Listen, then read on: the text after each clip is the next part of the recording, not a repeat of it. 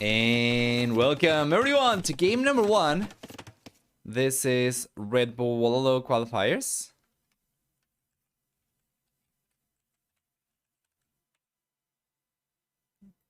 Alright. This is the best of 7 as well. So let's update this.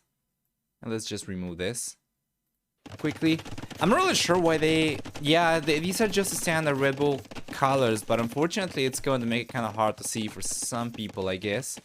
So probably just going to be switching Nicov over to blue. And I hope that's fine. I'm just going to do one game over here, and then we'll see.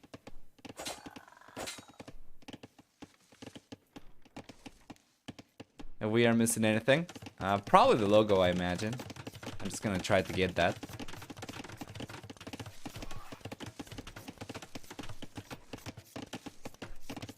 Regardless, though, ACCM's coming over with the scouts already, and there's an opening. He finds it already.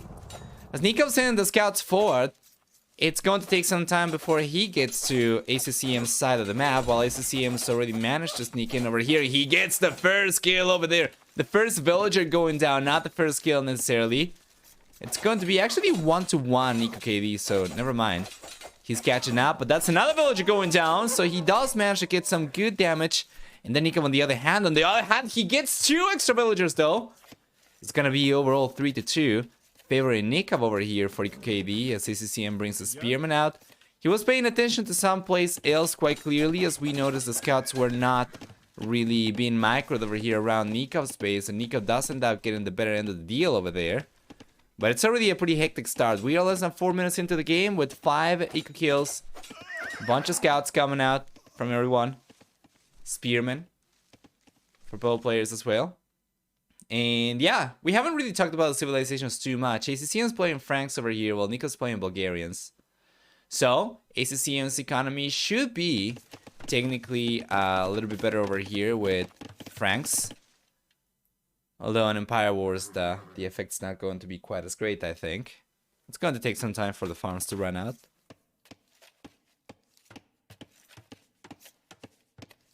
Still, Nicov is roaming around trying to reach through and come in. He finds an exposed villager though, and that's another pick. 4-2 or 2-1 KD, eco KD ratio favoring Nicov. Well, ACCM, on the other hand, struggles big time to find any extra damage. He's got 6 scouts to work with, but 4 of these are on the back. I'm not really sure where the other 2 are. Probably just garrison inside the stable. Yeah. And Nicov's gearing up to go up to the Castle H. This has been really good for the Bull player. He's managed to fabricate a very nice lead for himself at this point in time already. The other TC10 is very low for both players. Nicov also took a little bit longer to start going for the walls, which means that his economy was, up until this point, a little bit stronger. If we take a look at gather economy time, you can see that Nicov already has a well over 15-minute lead in gather economy time compared to ACCM, and he's managed to just scrap enough resources to click up to the castle edge so much earlier, while ACCM's just under a little bit of pressure over here, does end up taking one of the scouts from Nicov. But Nicov's in a fine position still. If he can just pull these scouts away, then potentially go for like cavalry once he gets to the castle age, right? Those are going to be quite valuable still. As long as he keeps the numbers high, that's going to be good. I am expecting to see a second stable at some point for Nicov and a full knight kind of push once he gets to the castle age. But it's not coming up just yet. He's just gotten the walls up. Nice walls over here for Nicov. He finishes sealing himself off. And ACCM's only now gonna be able to click out to the castle age. As Nicov's finally going for the second stable before getting to the castle age. It makes sense. Good timing. And Nicov on the other hand, well, he's got just the 1 stable right now, but he's going for the second. ACCM's going for the second, sorry. Whilst clicking up to the castle age. So he's gonna have this up a little bit earlier then he'll be able to make use of it for night production. So that kind of makes me wonder, is it going to be for extra scouts? I guess if it was for extra scouts, he will be using the stable that he already has up to go for additional units. So it's going to be for knights. Just eco balancing has been a little bit better for Nicov in such a way that he's been able to click up significantly earlier, and he gets the stable up just before he gets to the castle age, so he doesn't waste any resources and manages to maximize the distribution. While ACCM, well, of course, he does get the second stable significantly earlier compared to the time he's going up to the castle age. And that means that Nicov has not been quite as good. Well, Nicov, he already has gotten to the next stage. He's got 3 knights queued up. Does end up losing 1 additional scout over here to the spearman, trying to put pressure against ACCM's stable once again. But that shouldn't be the case for much longer, as now the knights are coming out. They'll be significantly stronger against spearmen. And ACCM, well, he is still 37 seconds, 35 seconds now away from the castle age. Definitely on the back foot, and what is Nicov doing over there? Losing another scout to the spearman from ACCM. Let's bring in the knights. Now he's taking the engagement. The scouts were soaking a lot of damage over there, and the spearmen are going down. So ACCM runs out of defenses. That stable will be under a lot more pressure right now as ACCM finally queues up the knights. He goes for the light cavalry upgrade from the forward stable and starts queuing up knights from the stable on the back. He still holds on to 6 scouts that he's got forward, while Nicov has lost most of the scouts and has gone down to only 3. ACCM has enough units that it makes sense actually for him to go for the light cavalry upgrade. And if he finds an opening with these scouts, he might actually be able to catch up in EcoKD. We'll see. Nicov does get a second TC up though. Let's see if he's paying attention. As ACCM is coming around, he's trying to find the village over here, but Nicov's reaction is just in time. Saves the villagers around the second TC. He's got the knight already out, trying to put pressure against the scouts. The quick wall's coming up around the wood line as well. And there is no damage over here to be found for ACCM. Nicov's defense has been absolutely fantastic. And ACCM's not paying attention because the stable has gone down. Nicov's already managed to breach into ACCM's base. And then ACCM's light cavalry ended up taking a lot of free damage from the knight and from the TC even. Now he's gone down in HP to less than half on all those light cavalry, while Nicov's got just so many units inside ACCM's base. He's got knights, he's got scouts over here. No light cavalry, mind you, but enough knights so he can just dive in and stay underneath the TC, taking villagers down after villager. That's going to be a lot of extra kills. ACCM's worker count going down to 40 compared to 53. Already a significant lead for Nicov fairly early into the castle age, and game number 1 seems to be everything but sealed over here, as Nikov's lead is absolutely fantastic. We take a look at the right hand side, and he's managed to hold on against the scouts just fine, in such a way that the ACCM ended up losing all the light cavalry, and there is nothing left for the red player to work with forward. Nicov, on the other hand, still sticks to 2 stables for the time being, but of course, with the 2 TCs, it wouldn't really make sense for him to go for any more than that, as he wouldn't be able to afford production anyway. And ACCM, well, ACCM did add a 3rd TC, so there is a possibility for him to catch up and potentially surpass Nicov in villager count. However, that's going to come at a cost of military production, especially as he lost one of both stables. He's left on only 1 stable, which means that he cannot really queue as many units anymore. And instead, he's going to make a switch to monk production, which, well, I think he hopes is going to suffice for him to play defensive and hold on against Nikov's push until he's able to catch up in villager count.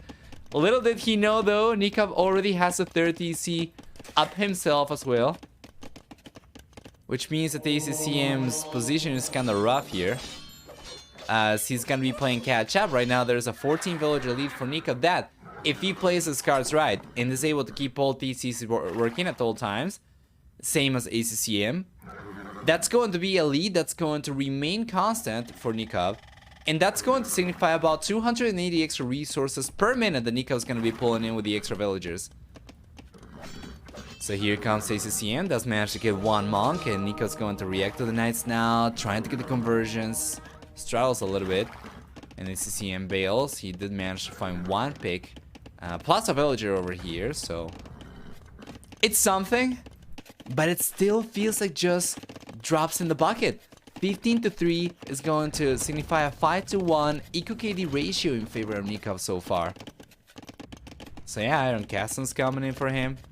He's got a lower amount of idle TC time as well, so ACCM still kind of struggles a little bit. With still see a 13 villager lead for Nicov after losing the villager. It's gone down from 14. But he's still looking fine.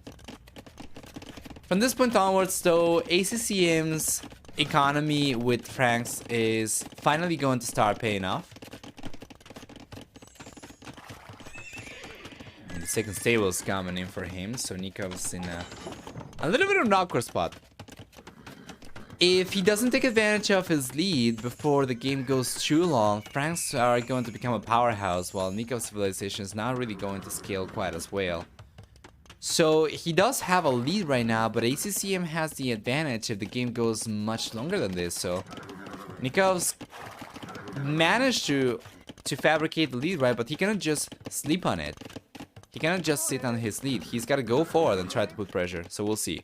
He's got the knights over here already. He's just ignoring the monk. I think he saw it, but I think he's just trying to go unnoticed over here.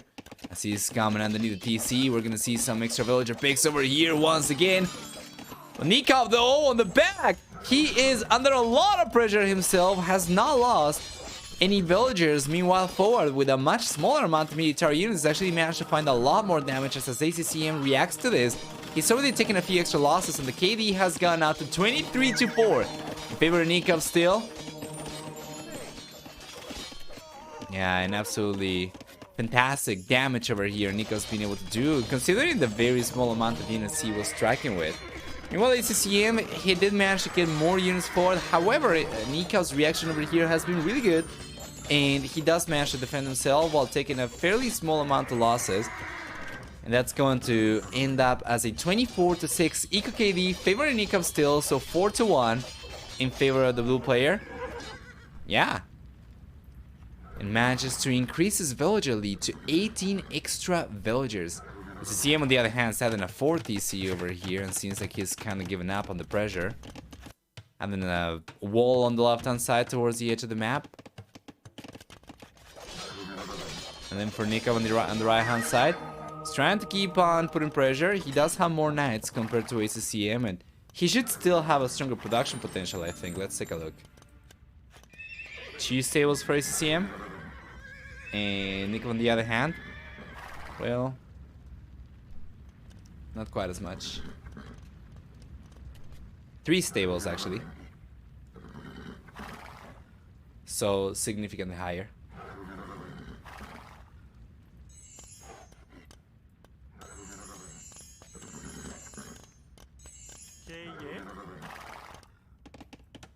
There we are. Yeah, Nikov's starting to queue up a few more units. He was working from all 3 stables over there for a moment. Meanwhile, ACCM is in a little bit of a struggle.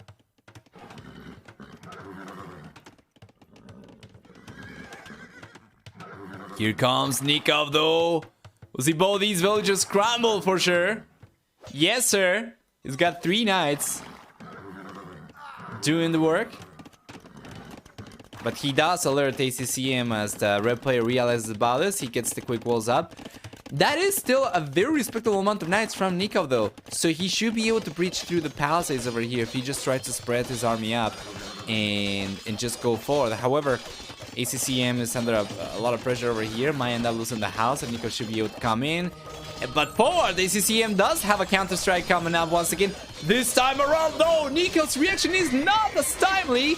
And that is a lot of villages going down. Nicov is finally starting to drop a bunch of vills over here as ACCM's push is finally working out. Nicov does manage to breach through the house and comes in once again, though. Does find a bunch of villagers once again. And both players kind of racing to the bottom over here. With 32 to 15 villagers killed from Nicov and ACCM respectively. Both have taken significant losses over here. However, still Nicov remains on top. He does have more military units. He does still have a lot of units forward.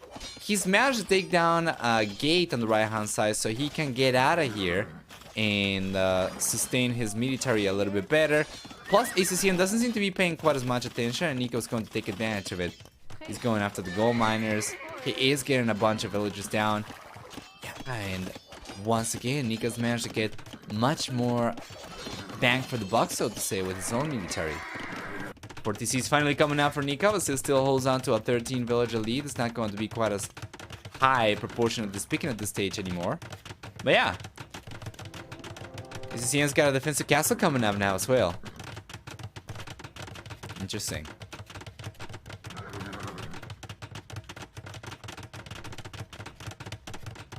Yes. Yes, Rumble. ACCM's struggling big time against Nicov's pressure. Nicov's gonna keep on putting more and more as he's going for more knights. Deploying, producing the most knights at this point in time. He's got the strongest economy as well. At the very least, the highest worker count. Not really sure that's going to be the strongest economy given that ACCM already has extra eco upgrades, right? With heavy plow and bow saw compared to what Nikov's got. ACCM's economy might actually be a little bit stronger compared to Nicov despite the worker difference. In any case, Nikov's coming in once again. It's incredible how both players are kind of timing the strikes at about the same time. ACCM does have a bunch of units forward, but he's unable to find any damage. While on the left-hand side, Nikov's already managed to get some villagers down over there, and he does have a second wave of knights trying to breach through the houses over here, and I think he should be able to come in. Will he? He won't. ACCM manages to get this up just in time. Stone walls those are. More villagers going down from ACCM though still. There's a 21 villager lead now for Nicov. And ACCM, just for a moment over there, he was getting very close to having enough resources to click out to the Imperial Age. But given the pressure he was under over here, it makes sense for him to make a transition into military production instead. So he's going to start producing knights a lot more heavily. He does have a lot of extra villagers queued up as well, about 450 resources worth of villagers queued up. Well, Nikov's gonna be in a position where he can actually save to go up to the Imperial Age himself. So, yeah. Crepos coming out for Nicov. He already managed to get the first one out, so that's enough for him to click up to the Imperial Age in terms of building requirements. And he does have a second Crepos coming up as well. So let's see. Once he gets enough, he can click up. ACCM. He's got a breach once again as Nikov's coming in with all the knights, getting a bunch of villagers down once again. 60 to 15 villager KD in favor of Nicov. And the ACCM, as it's usually the case, he does have units forward, but he's unable to do anywhere near as much damage as Nicov. So Nikov's raids over here have been permanently more effective compared to ACCM's pushes. Well done. Bunch of extra villages exposed over here from ACCM means Nicov will find yet more damage. And the ACCM will not even close. Nicov's defense are fantastic as well. Not only the Crepos over here is going to provide additional support, but also he's got the monks. He's managed to get some conversions. And he still has a higher military count over here, I think. It's actually kind of close. It's a little bit higher for ACCM, but just barely. Nikov's got... He's got conics though, which are going to sustain a little bit better compared to knights. So yeah, I think Nikov's able to defend over here just fine. And he's still finding more villager picks with the final knight left over here. He doinks yet another villager and increases his villager lead even further. Wow, to 42 additional villagers.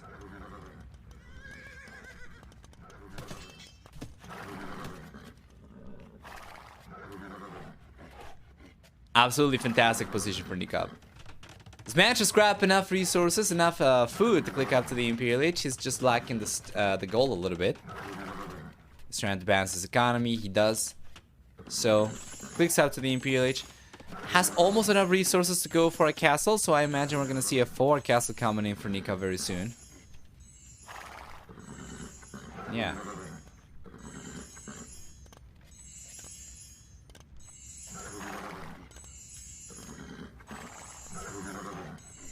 Best of 7. That is correct, Leafy.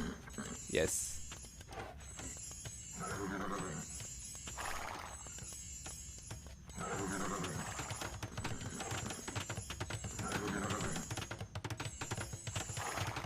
Four castles coming up now for Nicov.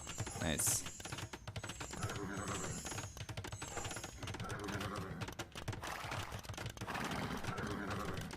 This, of course, given the head start to the Imperial Age that Nicov's got right now, will give him a very nice lead after he goes up. He should be in a position to go for trebuchets. One more units for Nicov as well, though, to work with. Pressure over here is great, and ACCM's forced underneath the castle to defend himself.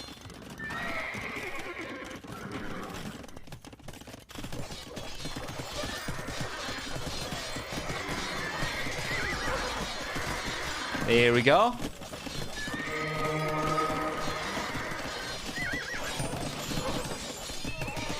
Try to cast on the same place as Nicov.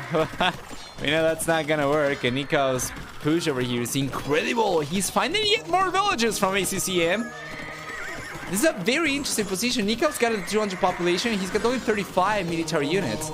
Still, ACCM is unable to not only catch up in military count, but even villager count, of course, going to be much lower for him. Yeah, and as Nicov gets to the Imperial Age, we're going to see trebuchets coming up for him. He's got Cavalier and Conscription coming in right away. And he should be going for trebs, but he seems to be focusing on just pure unit production currently. And I guess it makes sense, because there is not enough defense over here for ACCM to hold on against the push. If Nicov just focuses on still making more just military units, he should be able to keep on raiding around ACCM's economy, and ACCM's economy is going to be idle because of it. Which means that even if he gets to the Imperial Age, it doesn't really matter that much, because he doesn't really have the resources, doesn't really have the means to go for much of anything, really. I mean, take a look at that. The CC is almost completely idle. All the farms around it, that's going to be the case also for this one in the back. And yeah, that's about 3 out of 4 TCs that are basically idle from ACCM. Nicov is going to go for yet another castle forward. He's got a Conic. Cavalier is going to try and deny this castle. We'll see if he can do it, actually. I think he denies this one. Yeah. Good stuff. He's bringing a few extra units as well. More Conics and 1 extra Cavalier. Still no trebuchets for Nicov, though. Okay, there we go. He's got the first one queued up. Like cavalry upgrade coming in. Well, ACCM on the other hand is going for Cavalier. The Cavalier from ACCM will be higher HP compared to Nikov's, because of the 20% boost in HP for cavalry units for Franks as opposed to just a fixed 20 extra HP from Bloodlines. So this is about the position where ACCM's military starts kind of outscaling Nikov's. However, Nikov's military count is still a little bit higher. His economy is so much stronger that he should be able to significantly outproduce ACCM. And numbers will always drop upgrades past a certain point, of course. And Nicov does have right now an economy that should allow him to stay past that point.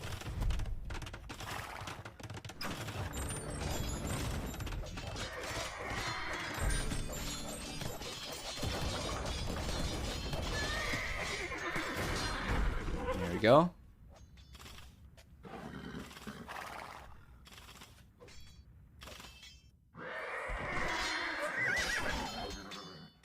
Beautiful. Nicov managed to get some stables on the left-hand side, so now he can just start spamming the units, and he's going for it. Or Cavalier going straight to the back of ACCM's base. On the right-hand side, we have Conic, like cavalry, coming in from Nicov. And ACCM does manage to get a very healthy amount of Cavalier out. But the problem for him is that he's playing defensive right now. So it's very rough. Like, the Cavalier are stronger compared to the Cavalier that Nikov's got. The Cavalier from ACCM are stronger compared to the Conics as well. But when playing defensive, the high mobility of Nikov's units means that he should be able to get villagers down before ACCM is able to get the cavalry from Nicov down with his own cavalry. So ACCM calls the GG, and Nicov takes game number 1. Well played. Gonna take a look at the achievements really quickly. And we'll see for military, a very, very nice KD for Nicov, higher than 3-2, while for economy, on the other hand, we do have a stronger economy for Nicov of about 15,000 extra resources. That's just incredible. Close to 33% extra resources collected. Much higher worker count, of course, throughout the game, and Nicov does clutch it up for game number 1. Let's go back. Tournament logo. Let's update this.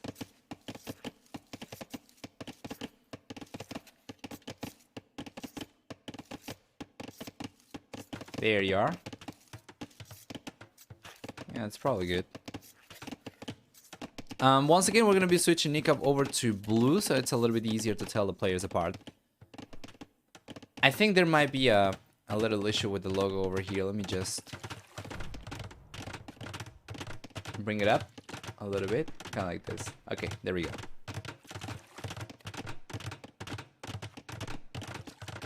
Or we can probably just do it. Yeah, I guess like this is fine. Anyway, there's a little pause.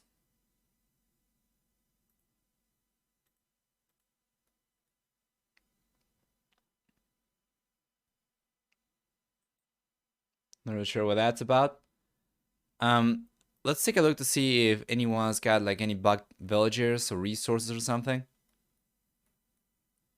Doesn't seem so. At the very least, not on ACCM side. And the Nicov side. Yeah, I don't think so either. Civilizations though. For game number 2 will be Kumans for Nicov.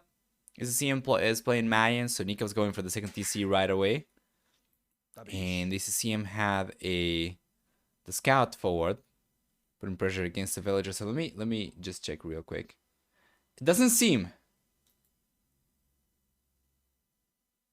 like there's any information regarding the pause over here.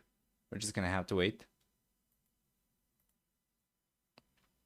I'm hoping that this is not bugged out and the players haven't removed the pause and the game is still going. And it's just bugged out for broadcasters. If that is the case, I'm going to let you know. So far, nobody has said much of anything, so yeah.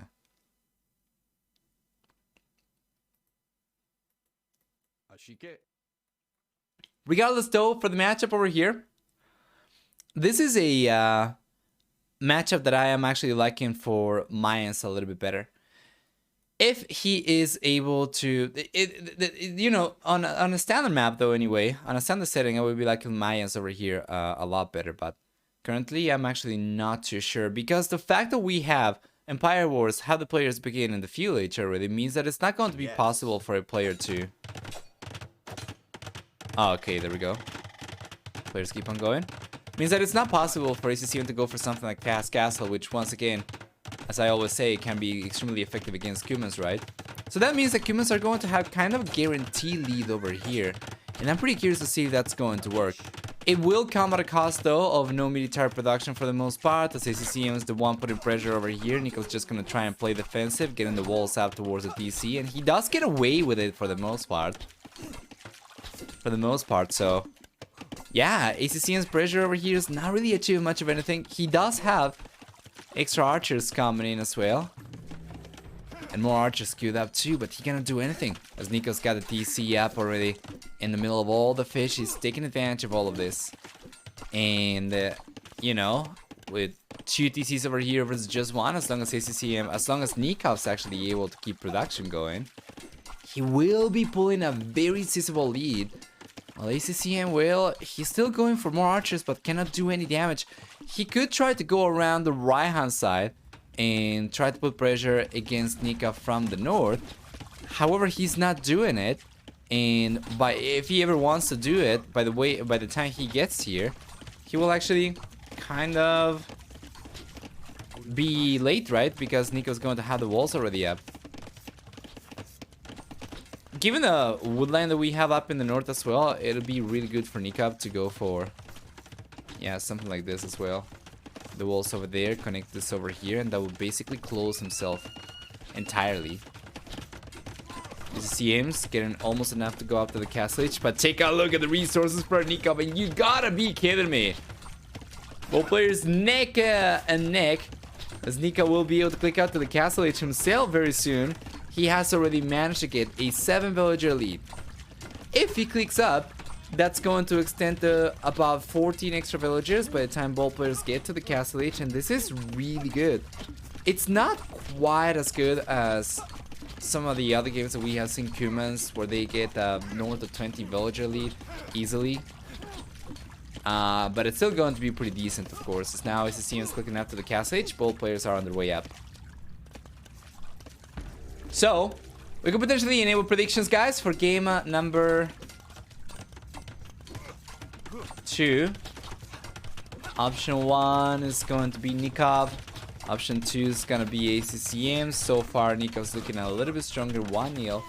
We are going to leave the predictions open for just 2 minutes since the players are already on their way up, and in about 2 minutes they will be already in the castle. So you have 2 minutes to get your predictions going.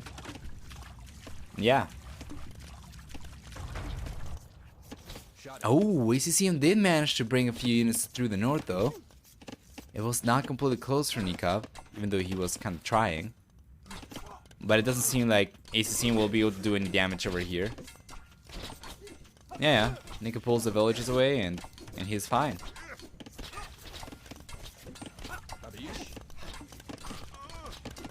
Nicov, by the way, is the only player who's managed to get a Nicov kill, I imagine, with the scout over here. Yeah, scout went down in HP quite a bit, so he did manage to find a villager somewhere. Yeah, he found a villager somewhere, but still, what is the villager lead right now? It's 12. By the time ACCM gets to the castle age, that's going to extend to 14 extra villagers, and Nicov is already going for the third stable. As ACCM, well, ACCM has not been collecting stones, so won't be able to go for a castle. Instead, he's got full archer production. And this should favor Nicov, especially with a stronger economy. We'll see. Obviously, Mayans, given the longer lasting resources, going to have a very strong economy to work with, and 3 archer ranges will produce units very quickly. But Nicov with 3 stables should be able to significantly overpower ACCM's army once he gets enough knights out. Right now, ACCM has significantly more crossbows. He's got 15 archers soon to become crossbows versus Nikov's 3 knights. However, Nikov's going for chainmail armor. Once he's able to queue all 3 stables, he should be in a position where he's gonna amass a pretty decent amount of knights quite quickly. So we'll see what we get.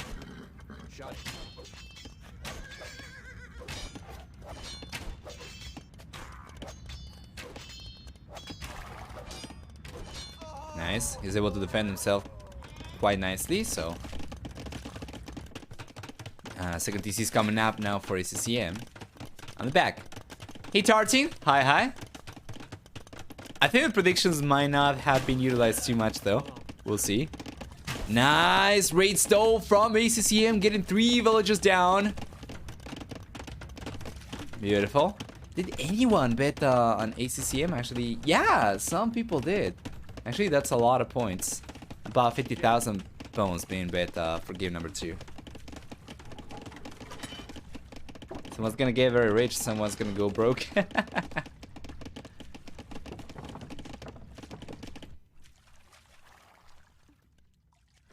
Nico's gonna try and start raiding right now as well. And this just mirrors game number 1 so much, man. And I am slightly concerned about ACCM's ability to defend over here. Let's see, the house is losing HP dramatically. As ACCM's bringing the villager over, I'm really sure if he'll be able to get the villager there on time. While he sends the villager over there, we're going to take a look at the left-hand side as Nico's going for a third TC. He just tries to keep his villager lead, and it seems to me like he will. And as he gives up on the second layer of houses over here, Nico's knights were breaching through the house too quickly for ACCM's villager to reinforce on time. Here comes Nicov. He's got 5 knights to work with. Chain bar than armor already means that he should be able to keep on fighting even underneath the TCs a little bit longer. However, with the crosses over here, ACCM will have enough punching power to push Nicov away. And the extra knights that Nicov should have been going for, he's not gone for at all. Instead, with the third TC over here, he's gonna focus on Nicov growth instead. And no extra knight production whatsoever. He's gotta realize that ACCM is making a play for economy as well. So Nicov's trying to take advantage of the fact that he was able to fabricate the lead in villagers for himself early on to hold on to his lead and stay ahead in economy instead. Yeah, and ACCM is going for ballistics right now, but he is going for crosses at the same time as he keeps on going for extra villagers, so Nicov might find himself in a little bit of a pickle very soon. If you want to get more information about map scripting, you can do !map scripting, I believe. Yeah, I think it was either map scripting or scripting. There you are. That one. Anyway, Nicov's still focusing on eco production for the most part, thus hold on to a 20 villager lead versus ACCM, about 33% stronger lead, or a stronger worker count actually currently compared to ACCM. And some defensive siege weapons for Nicov.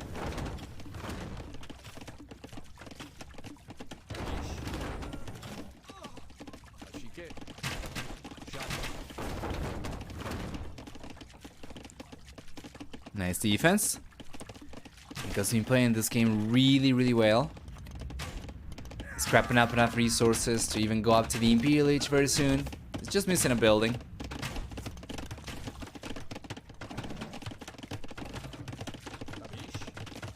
And you know, if he gets to the Imperial Age with a stronger economy, could potentially make a play for Cavalier or even Paladin, while ACCM would really have the means to defend. Oh, against that! Nicov's shot over there was absolutely fantastic. ACCM was actually walking past the shot and then he turned around and ran into it right away. So yeah. Felt motivated by RMS Cup. Wanted to give it a try at some point. I would definitely go for it, man. Absolutely go for it. 100%. This is very risky from ACCM. There's 3 mountains over there from Nicov, and he lands 2 great shots. 2 mountains left over there. Good unit control from Nicov. 1 mountain left over there, but he does end up reducing the crossbow count over here from ACCM significantly. Plus, he's got another mountain left over there, and he lands yet another huge shot as ACCM drops a bunch of crosses over there. He does have a second wave of units though coming in through the front, and he does manage to find some villagers. But yeah. Nice.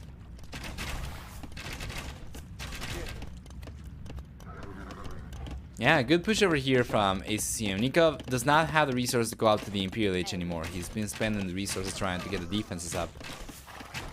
ACCM does manage to find a bunch of villagers though. Overall, the villager KD is 25 to 1, 27 to 1. Favoring ACCM, and he's gonna keep on finding more as Nicov's not realizing about this on the right hand side. They're still losing a bunch of extra vills. Another one goes down.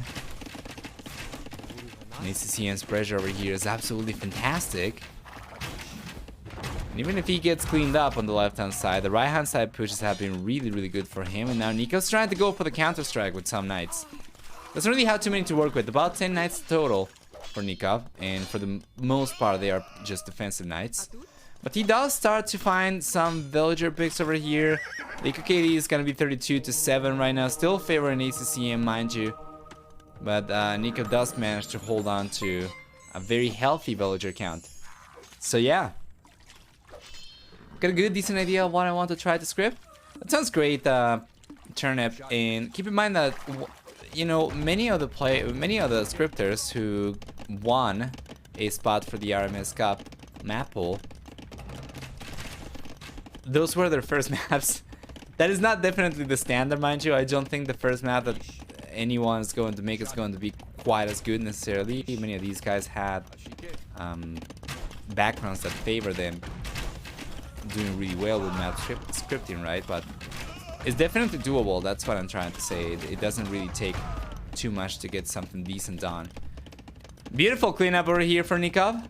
ACCM is getting the castle up on the right hand side up in the north.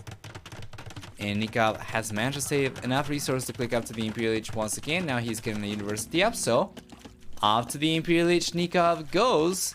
While ACCM not particularly close to having enough. Although given the villager count from ACCM being kind of comparable to Nicov, from this point onwards he should be able to scrap enough to click out to the Imperial Age while still staying competitive.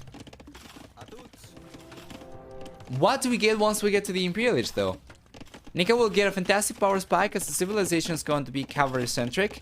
Getting access to Cavalier and potentially Paladin as well will be extremely beneficial for Nicov. While ACCM on the other hand, well, he still has a very scary amount of crossbows he's coming in with. Finding some villager picks over here. But it's going to take significantly longer for him to get to the Imperial Age, which means that our listers will take much longer time to be seen in this game, and that means that Nicov is going to have the opportunity to make use of Cavalier to clean up ACCM's units, or at the very least defend himself and prevent taking any extra damage, and potentially going forward and start putting some pressure himself as well. So yeah.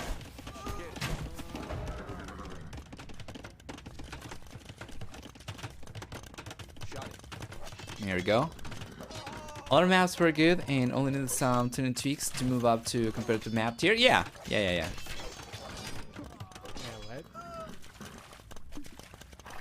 Imperial is coming up now for ACCM finally as well. He is behind by quite a bit. And Nicov, I'm fairly surprised that he's not been trying to queue more knights, so that he's got a respectable army to actually upgrade once he gets to the Imperial Age. Instead, he's going for a castle. Making a switch to Cape Check right now wouldn't really make sense. I think that castle is just going to be for trebuchets. He probably knows about the castle on the right hand side as well. So by having a head start to the Imperial Age, he can go for trebuchets, and it's gonna be there in about 5 seconds, so should be in a pretty good spot. And what is ACCM's villager doing here, by the way? What is that? The Odyssey. Yeah, the villager went around. Yeah, he was just sending the villager over to get the castle up. Anyway, Nicov's got already 1 trebuchet queued up. He's got plate, bar, and armor on the way. Knights coming out as well. Only 31 food workers though is not really the best for him. He's going to need significantly more than that if he wants to actually produce Cavalier. And as a matter of fact, even if he wants to get the Cavalier upgrade, he's gonna need to work on his economy a little bit better. Taking a look up north, the trebuchet is finally coming out for Nicov. He's got the second trebuchet coming out. ACCM does have a magnet inside the siege workshop, and he's got a battery ram coming out as well. But it doesn't seem to be like this is going to be enough for him to take the trebuchets down, so this castle is most likely not going to crumble. Left hand side, Knight's doing a really good job against the crossbows. Getting these down before ACCM gets the upgrades. There's Bracer coming out. There's Chemistry coming out for the red player. These crossbows are taking a lot of heat. Extra archer range on the way for ACCM. And Nikov's realizing about the siege workshop being garrisoned over here. He's getting the gates up to defend the trebuchets, right? So he does get the castle down. Now, does he know about the castle on the left-hand side? I think he does. He does know about the castle on the left-hand side, so he's got to pack the trebuchets back up and go over the left-hand side. Alternatively, he can just keep on trying to push from the right-hand side and go in a clockwise motion against ACCM. But it'll be kind of risky, because he will let ACCM keep the castle up over here, potentially get El Dorado in, go for Eagle Warriors. We'll see. Man, it seems like Nico's just going to try and push from the right-hand side up in the north. He's falling behind in population, though. ACCM's got into Arbalesters. He's got the Halberdier upgrade coming up now as well.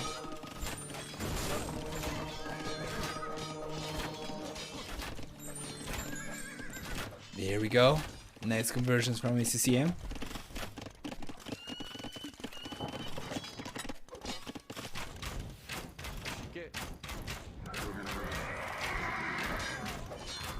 Defense for Nicov, still no Cavalier though.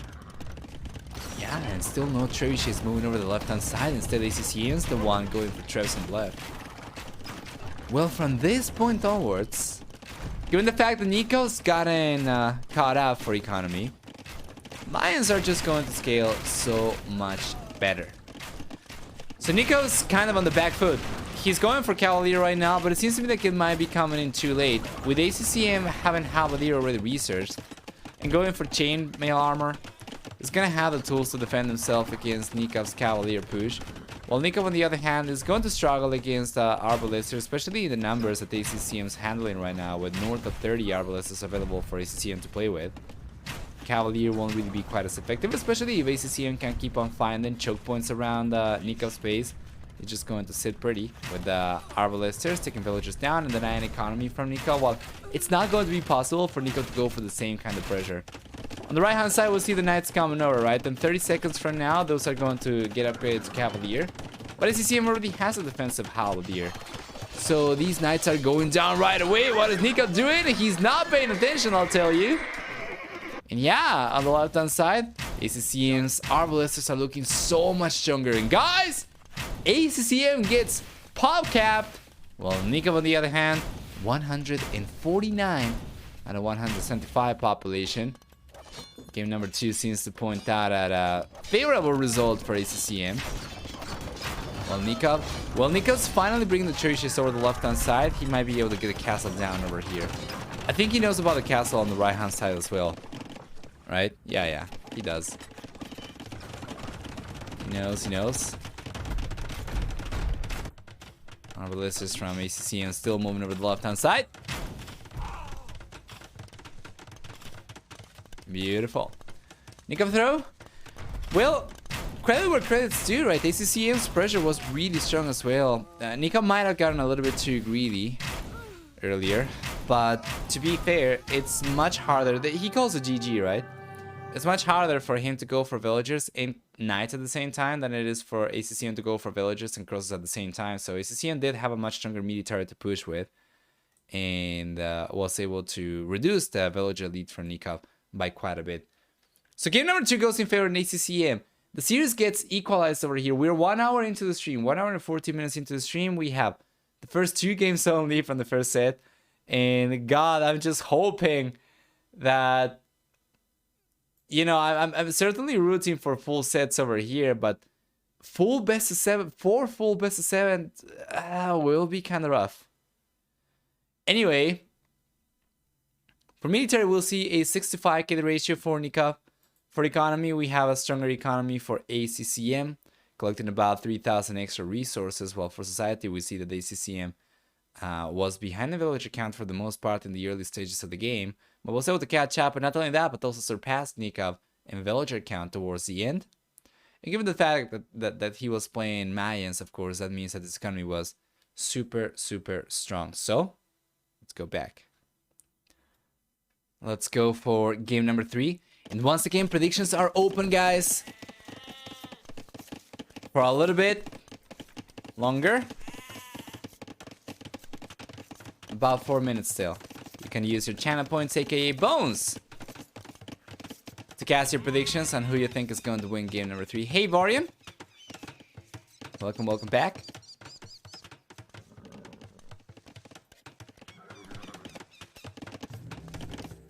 So, for game number 3, there is Saracens for Nicov. ACCM's playing Tatars.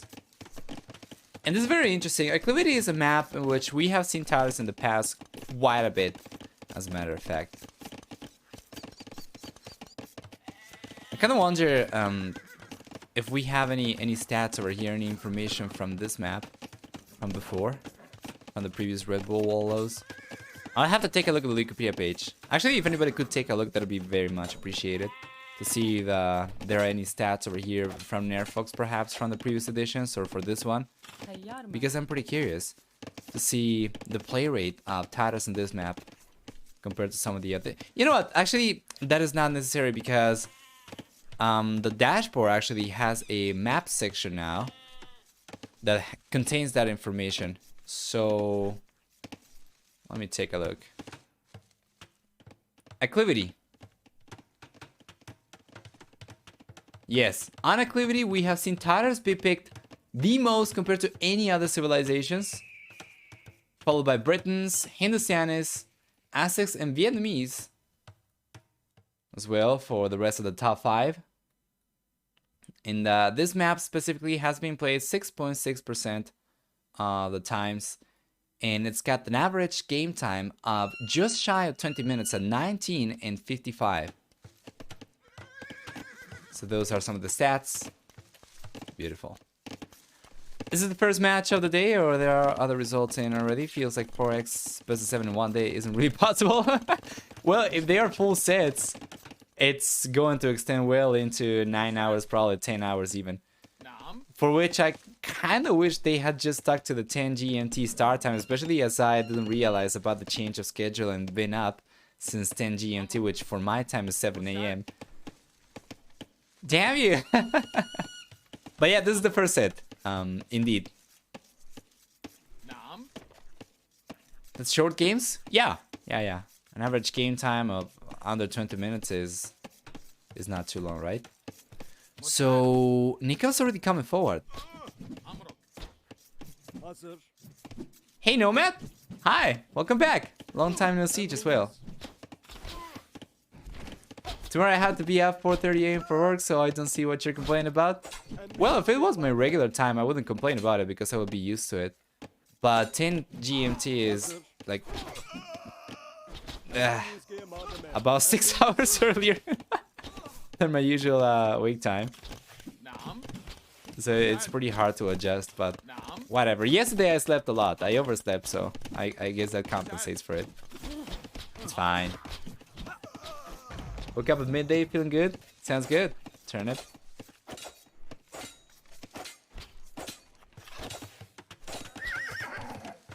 I'm the only Nicov better. Looks like I am getting a free 26k bonus. Well, the bets are still up for about 40 seconds. Probably 35 seconds by the time you hear it.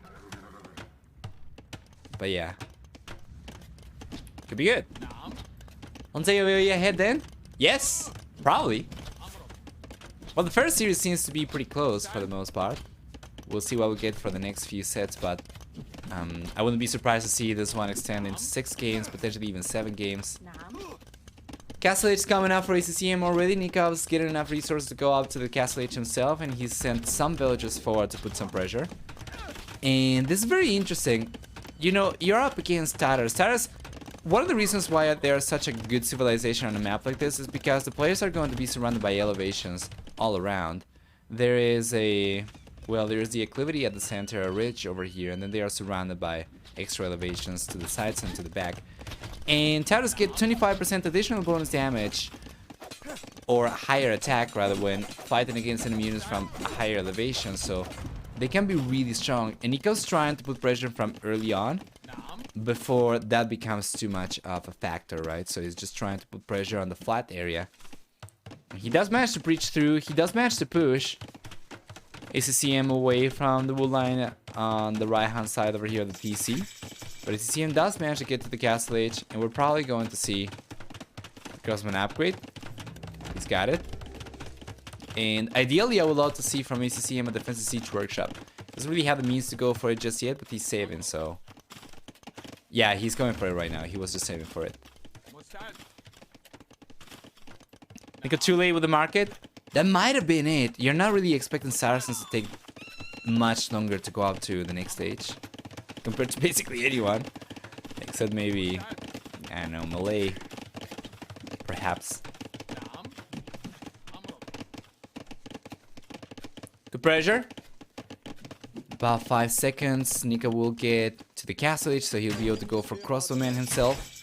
Because he's playing Saracens, those crosses will be so much more valuable, as he'll be able to use them kind of like siege in a sense. So he's going for Balkan Arrow. Doesn't really have the means to go for the crossman upgrade yet. He's actually going for elite skirmishers first. Interesting. He does have a substantial amount of skirmishers, but I would probably have preferred to see crosses. Regardless though, it's still good. Meanwhile, ACCM's roaming around still.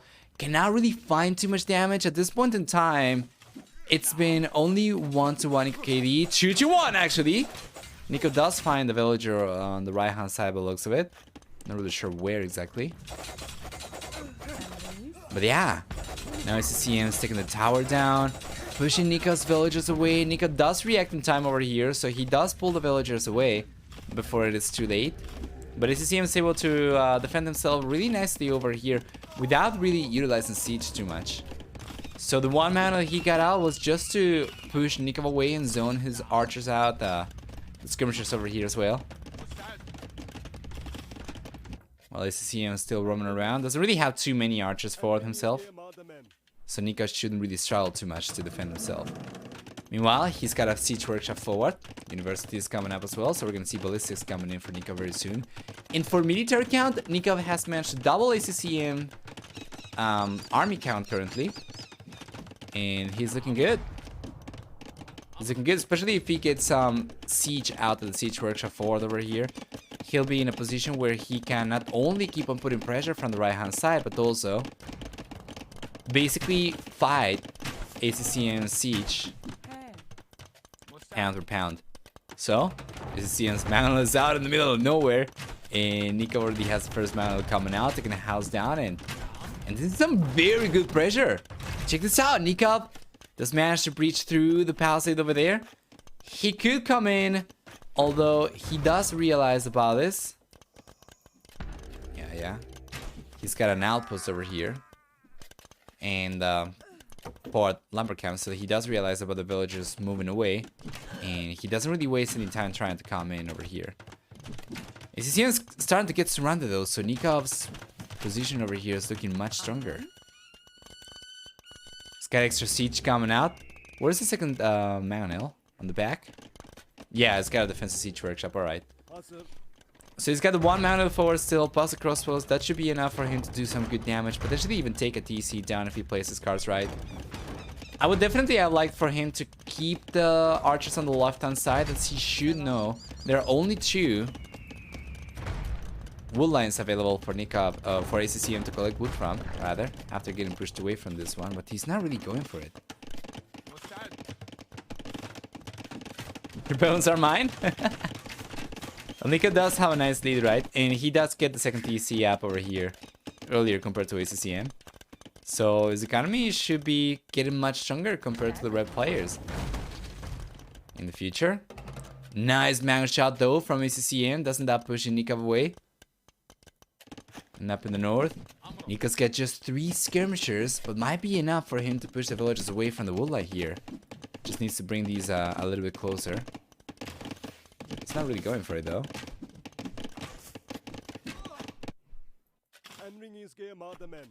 Oh, there we go. This I like a lot better.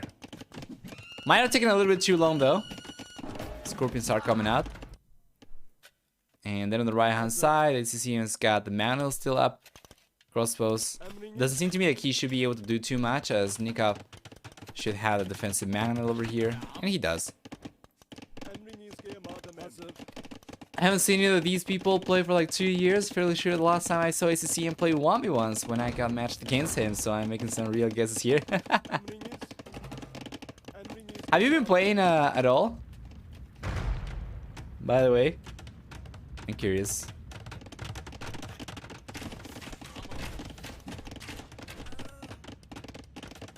Anyway.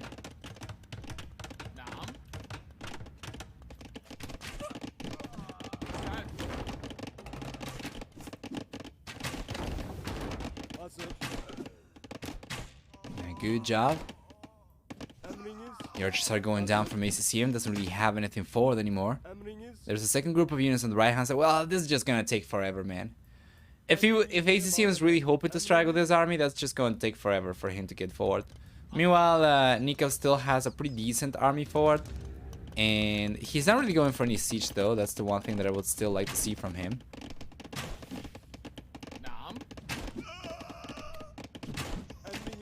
Great. Some team games with friends, nothing special. Been waiting to work on guides more. I have full video scripts written from long ago, but just not had time. Right.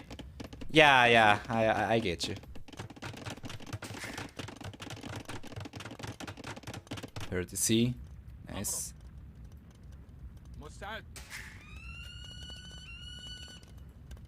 Well, ACCM's trying to get a second TC somewhere.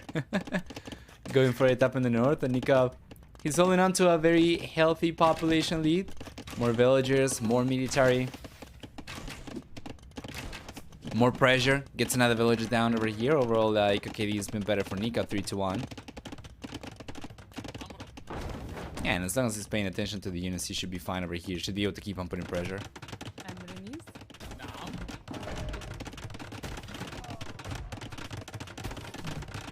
Ignoring the Scorpion, going forward. Yeah, I kind of do too much over there. ACCM finally gets the magnet and the crossbows forward. It took forever for him to get here, and all for nothing. Second TC is already up for Nicov. He can collect wood from the side.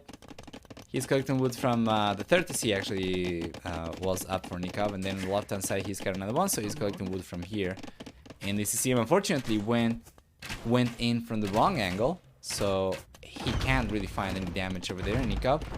Nicov's ramping up his pressure up on the left hand side. He's got 2 Magnils.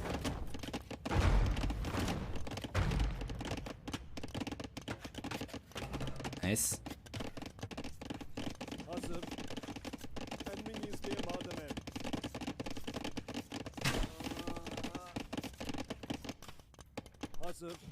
Beautiful.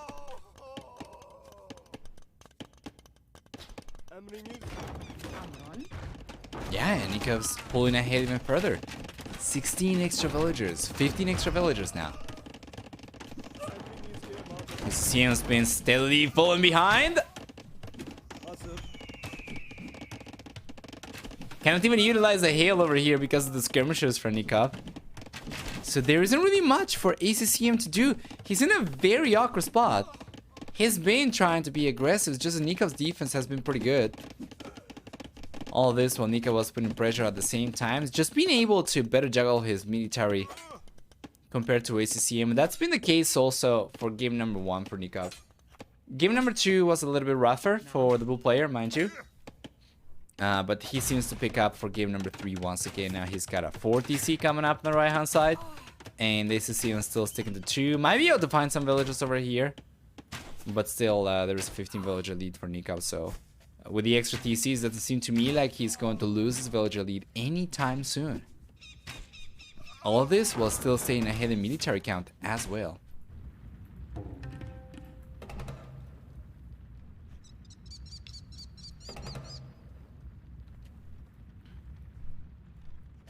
Seems like playing for economy over here signifies Nicov just saving the resources to go out to the Imperial Age instead.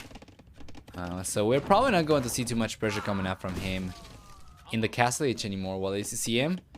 Well, ACCM's behind still, right? Seems to me like the only way back for the red players just to stick to full military production over here and stick to the Castle Age. So he's got a castle coming. Is that going to be for Keshiks? That'd be kind of awkward. It's gotta be for the Silk Roads, maybe. Not Silk Road, sorry. Silk Armor. But yeah, I don't know. If ACCM wants to make a play for economy right now, it's just gonna be playing catch up. Score is quite substantial, and ACCM's gotta realize just how far behind he is. He's got basically no gold available to him. So he's got some left, right? This one on the back. Yeah, and that's not the prettiest gold that I have seen. He can't even saturate this. And there's about 1500 left. He could go for this gold or this gold, I guess. He would get spotted if he went for this one. But I guess he can go for this one or the left-hand side one. But Nico's got a crossbow over there, so he would realize. Yeah, kind of an awkward spot for ACCM. Chain bar and armor coming up, so he is going for Keshiks. Yeah, I'm not the biggest fan of this. Nicov, I think he already realized he's going for monks right now. He doesn't know about the castle. Oh, but he's seen the Keshiks already, so he's going for monks, and it makes sense. It's gonna be fine. ACCM's got the 30C coming up. Meanwhile, Nicov's been on 40Cs for a while. He's got the 50C on the way on the right-hand side. Let's take a look at gather economy time so far. At this point in time, Nicov's managed to build a 30 villager lead actually for himself. And he's managed to rack up over 3 hours of extra gather economy time compared to ACCM. That's just incredible. How many extra resources is that going to translate into? Let's check. Damn! 8,000 extra resources for Nicov. Absolutely balls. Should be going out to the Imperial Age very soon as well, and obviously 8,000 resources will already pay for the extra TCs, the extra farms, and the extra economy infrastructure that Nicov had to go for. So it already paid off. Should be able to click out to the Imperial Age very soon. It's going for camels right now. He's kind of lacking in fortifications to defend himself with, though. He's got a pretty small amount of crossbows. But once he clicks out to the Imperial Age, if he starts focusing on military production from this point onwards, he should be fine, right? He's got still more military compared to ACCM, and because of his stronger economy, from this point onwards, if he just wanted to go for full military production, he would be significantly outproducing ACCM.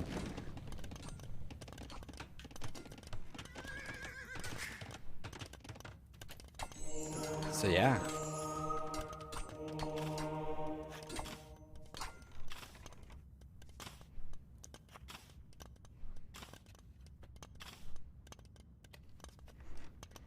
Beautiful. 40C on the way for ACCM on the left-hand side. Still playing catch-up. Not anywhere near enough resources to click out to the Imperial Age himself. So what do we expect once Nicov hits the next stage? He's going for camels quite heavily. He can go for camels. Saracens are, after all, going to get 10 extra HP on camels, so he can go for it. It's not going to be the best raiding unit specifically, but he can go for it. Alternatively, he can also go for cavalry archers. They wouldn't be anywhere near as strong though. Tatars are a civilization that should have a stronger army compared to Saracens for the most part in the Imperial, except for the camels, I guess. Or yeah, maybe, you know, with the upgrades, that's not the case necessarily too much. But yeah, because of Nikov's massive eco lead and extra military units currently and stronger military production potential, he should be able to offset for any potential tech leads that ACCM might be able to get. Because, simply put, ACCM doesn't really have the means to go up and take up. Well, Nicov, well, he's gonna be the only player in the Imperial Age for quite a while, actually. So he gets there. He's got scale, bar, and armor on the way. We're gonna see chain, bar, and armor coming up, of course. Yeah, and he's going quite heavily into camel, so it seems like he's just gonna stick to that. Heavy Camel Rider upgrade coming up now for Nicov too. Nice. Good pressure. On the left-hand side, crossbows and camels. Taking villagers down. On the right-hand side, cavalry archers from ACCM and Keshiks. Getting some villages from Nicov. Now, there's a lot more to raid from the blue player compared to the red player, especially because of the castles, right? With the first castle up already for ACCM and the second castle coming up on the left-hand side, it's significantly harder for Nicov to just roam around freely. But still, yeah, once he finishes researching heavy camo and he's got chain, borrowed armor now, he should be able to go for plate, borrowed armor very soon. That's gonna make Nikov's army so much deadlier. Yeah, he's got a castle coming up on the top of the ridge as well, so we're gonna see trebuchets come out very soon. And ACCM, well, he's just been roaming around with cavalry archers, trying to get the raids going. And for the most part, he did manage to find some good vill picks, but it's not been quite as good even compared to Nicov. If you take a look at the blue players, KD 32 to 25, just amazing.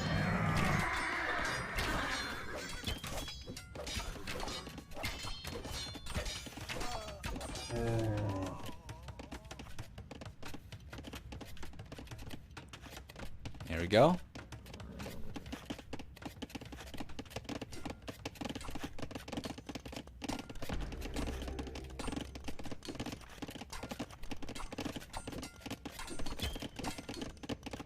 Fantastic.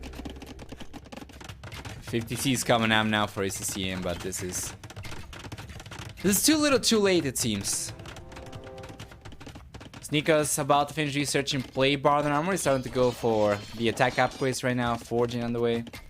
And Saracens get the entire blacksmith available to them, so we could see up to blast furnace coming out for Nicov.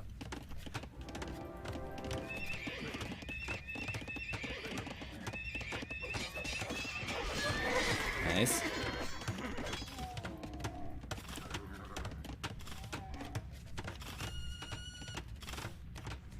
Iron Caston's coming in now for Nicov as well.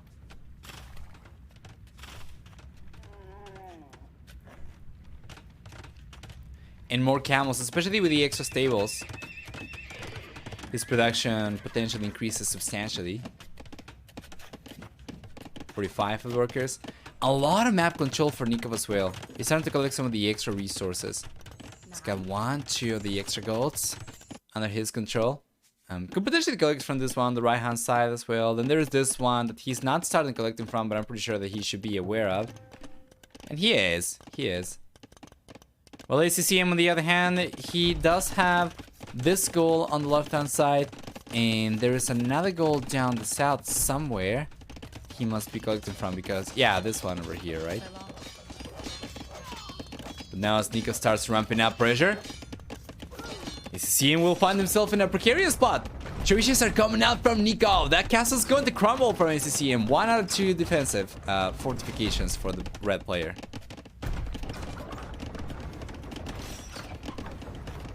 Remember we said that on this map we had an average of 1955 game time duration. Well, this is already getting to twice as long, so it seems like this series might actually be quite lengthy.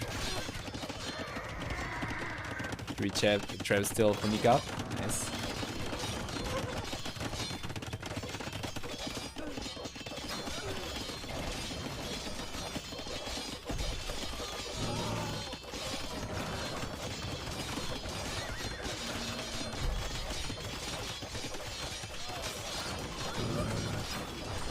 Go.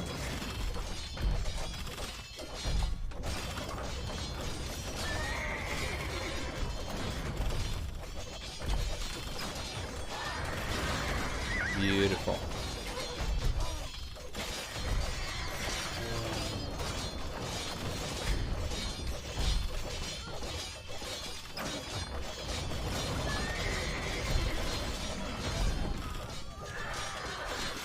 This is absolutely fantastic pressure from Nicov. Oh, he's raided on the right hand side with light cavalry now. ACCM hasn't realized about this. Oh man, only realizes after taking a bunch of villager losses. And there isn't really too much for ACCM to defend himself with, honestly. Down the south over here, there's another goal that ACCM is collecting from. Nicov hasn't realized about it yet. But yeah, there is no point over here in keep on fighting. ACCM calls a GG right there.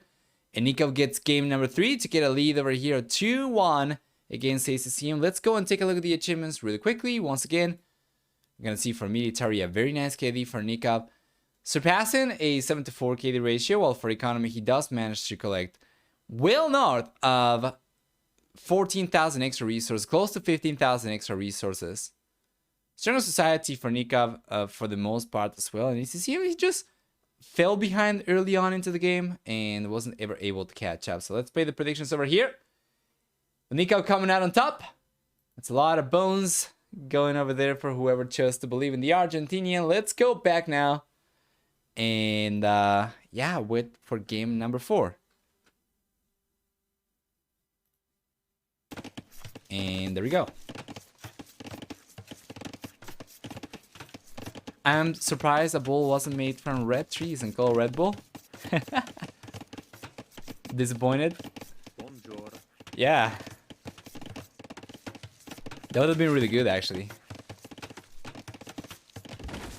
Regardless, what do we get for game number 4? We already talked about the map of civilization. Let's open the predictions out for game number 4 as well. You guys have 5 minutes to get your predictions going. Who wins game number 4? Option 1, Nicov. Option 2, ACCM. You're going to see from the get-go, Nicov actually going for walls. Implying a full eco play over here. Meanwhile, ACCM on the other hand, he's got a scout queued up already, but just the one. He's got 2 spearmen to work with. So just the 1 scout. Doesn't seem to me like he's going to go for too much pressure, especially as he has a scout forward already, and he realizes Nicov's going for the extra walls. So, ACCM is not really going to waste too many resources going for too many scouts. It's not really possible for him to take advantage of this too much. For anybody who might not be familiar with this map, Outcrop is going to have, you know, mineral outcroppings to the sides. So outside, right, on the right and left hand sides. These will be divided by elevations compared to the players, and yeah, the players are going to have instead, they're going to be connected by the middle, and that's about it. We do have some standard starting resources, not really that standard actually. If we take a look at the starting resources for the players, we can see, for instance, Nicov's got 2 golds over here, 2 tiles each, so it's very, very low. And there is no stone outcrops at the start. They are just gonna have to move outwards in order to collect extra resources, stone mainly, of course. Wood's going to be available for the most part along the central lines, and then we do have some wood to the sides, but it's not going to be quite as abundant. So different areas of the map over here are going to call for different resource collection. Fairly early on, Nico's going after the Castle H already. He's gone for Bowsaw. He's got not crop rotation, sorry. He's got Horse Collar, and ACCM's got Horse Collar and Double Bit Axe. So Nico's already taking advantage of some of the extra upgrades. He's going for Stone Mining right now. He's going to start collecting from the left-hand side. So it seems like Nico's going to try and make a play for Custiller. Meanwhile, up in the north, ACCM is not really going for stone too much at all. He does have some units over to the sides, but it's going to be just herdables, and then on the right-hand side, it's going to be the same situation. So, because the only player going out currently to collect some of the extra resources. So, predictions are still up for about 2.5 minutes for who wins game number 4, option 1. Once again, Nicov, option 2, ACCM. There's a very interesting bone distribution currently for the predictions, with 300 versus 60,000 bones. For Nicov and ACCM, respectively. Yeah, I guess we'll see. ACCM's going after the Castle Age now. About 3 minutes later, 3 villagers higher, but of course, about a minute later or so.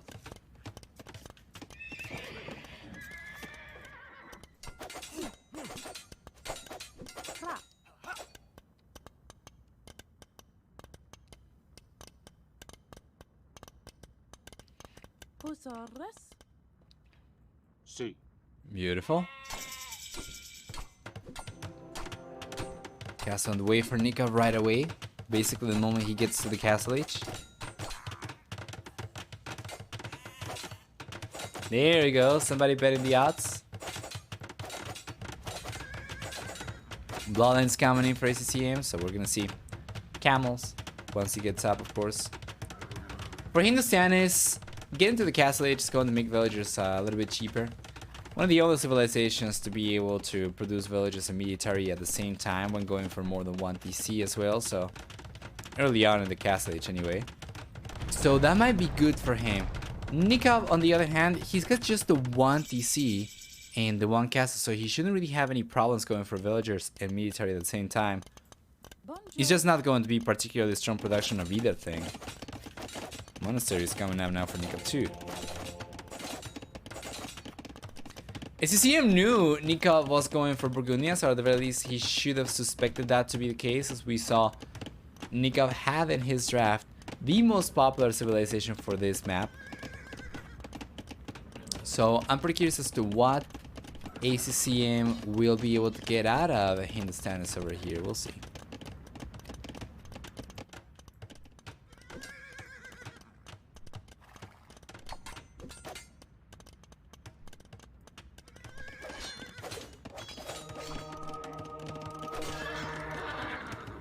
There we go. Conversion's coming in already, and he's not connecting the conversion. That is one of the unluckiest conversion times that I have seen. Nicov get over here, and yeah, the counts are still just coming in from ACC and just streaming in. Plus, he does have 2 TCs, and he's going for the 3rd TC. Meanwhile, Nikov's only now going for the 2nd TC, but he's already starting to take some losses. He's lost the only villagers in the game with 2 losses, and ACCM's got a much better KD overall. While Nicov, on the other hand, he does have a Custiller, but doesn't seem like he'll be able to do too much, especially as ACCM's got a respectable amount of camels over here.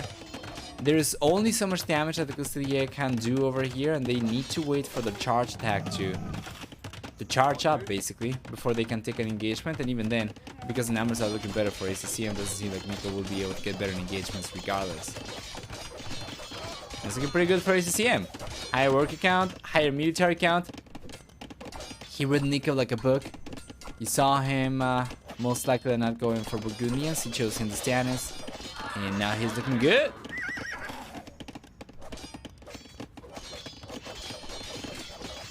Nicov still struggling big time. Can't even keep on producing Coutier. And honestly, he cannot even produce from both DCs that he's got right now. He needs to go for extra farms, and that's only so that he can keep up with villager production. ACCM, on the other hand, is looking much stronger. Take a look at his idle TC time. Despite the fact that he's got 1 extra TC compared to Nicov, he's had lower idle TC times compared to the blue players, so he's looking good. In the standards, they will still have a team bonus with bonus damage from camel rider units, like our units against buildings, so +2 attack, right? So he's going after the monster, and it seems to me like he might be able to get away with this. The conversion's coming up, and finally Nicov connects one.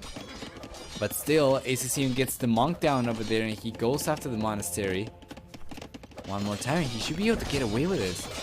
Nicov's still in the mining camp. That is not good. He calls a GG right there, and wow, it's going to compensate for the previous game being so much longer. As Nicov takes a loss for game number 4, ACCM equalizes the set once again. We are close to 2 hours into the stream, and that's 4 games into it only. Let's go back and let's wait for the next game. If we take a look at military, we're going to see a very nice KD for ACCM, approaching 5-2, a little bit higher than 4-2 currently. And then for economy, a stronger economy for ACCM with a higher worker count as well by quite a bit, especially towards the castle age once he got the extra TCs up and was able to keep them working so much better compared to Nicov.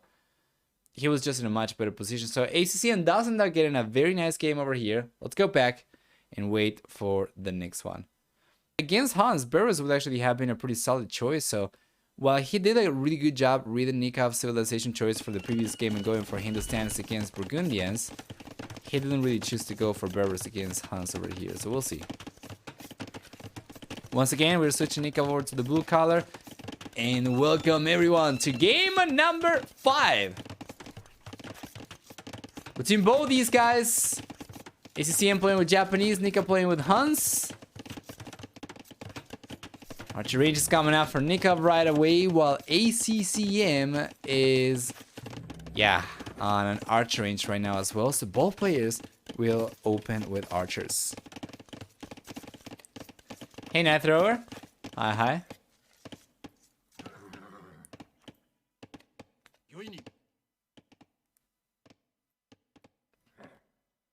Let's check it out. Spearman coming forward from ACCM already. He's trying to get some scouting done. And Nicov's just trying to mass the archers for the time being. I think ACCM might be aware of this already. And good defense from Nicov. Let's take a look. Yeah. ACCM knows about the archer range from Nicov. And Nicov doesn't really know about the archer range from ACCM. He's about to find out now. However, both players are going for the docks down the south as well. So this map might be familiar to anybody who has seen Red Bull Wololo in the past. We have seen this map being used quite a bit. And it consists of 2 ponds, one up in the north, one down the south over here. It's going to depend on the orientation of the map generation, of course, but there's always going to be one to each side of the players. And then at the center, there is plenty of berries. So there's a reason Franks are so popular on a map like this. They get cheaper castles, which means they can go for castle drops over here, and they can end up securing so much of the berries. And because of the faster working foragers, Franks are actually a potentially very strong civilization on a map like this. Regardless though, there's no Franks over here, just Hans and Japanese. So Nikov's got 2 docks down the south. He's going for full pressure over here with the fire galleys coming out. And ACCM, he did go for the 1 dock, but he's going to end up losing the fishing ship. He's going to go for just 1 fire galley, which means that Nicov should be in a much better position over here for sure. Up in the north instead, we're going to see ACCM be the only player going for this pond, which means that he might end up getting full pond control. he's not really producing any units just yet. No fishing ships, no fire galleys, no nothing. I see a villager go down over there. That was a close call.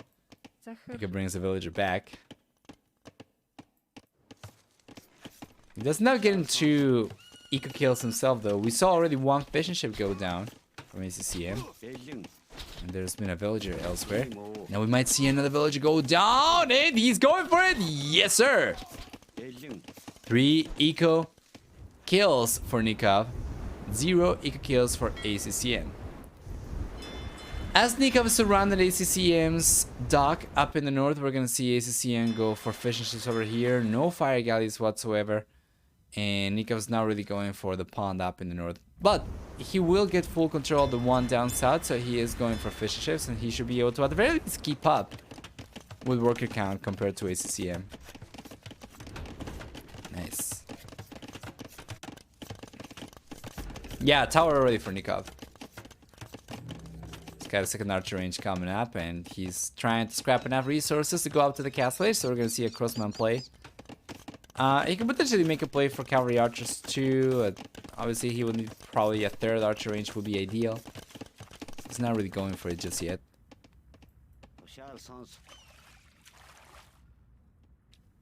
Nicov's about to find out about the dock over there. There we go. He knows about it now. I think ACCM saw the scout, so he might be expecting a dock to be dropped from Nicov up in the north pond at some point. Down the south, as expected, ACCM will end up getting cleaned up over here. Nicov does manage to get a higher amount of fishing ships over here compared to ACCM. And the dock goes down. Well played. No dock's coming out from Nicov though. Seems like he's just going to try and focus on land production instead. ACCM is going out to the castle age a little bit sooner compared to Nicov. Both players are going up at somewhat comparable times. There's only going to be like a 10-second lead for ACCM. And he's got a second archer range coming up himself, so he can go for extra archers and potentially upgrade those to crossbows. Interestingly enough, Nikov's got a civilization that gets fully upgraded cavalry archers, so they are on paper stronger than Han cavalry archers, which means ring arch armor. So the Japanese will scale a little bit better, but they will be more expensive. As Nikov's civilization has a bonus of 10 and 20% cheaper cavalry archers in the castle in Imperial Ages, going for something like triple archer range cavalry archer production is doable for Nicov in the castle age. While ACCM is going to struggle a lot more to keep up with cavalry archer production if he is to go for that. For the time being, it seems like it's just going to be crossbows, but he's not adding an extra archer range, so he's only on 2 archer ranges. And Nicov, well, Nicov's looking good. He's got all 3 archer ranges queued up. He's going for archers. Once he gets to the castle age, he can go for the crossbow upgrade, blocking arrow upgrades, and he can start making the transition into cavalry archers. Still no dock for Nicov. And this is him now finally got a fire galley out, so now he's got vision. Oh shit. The 5 hours.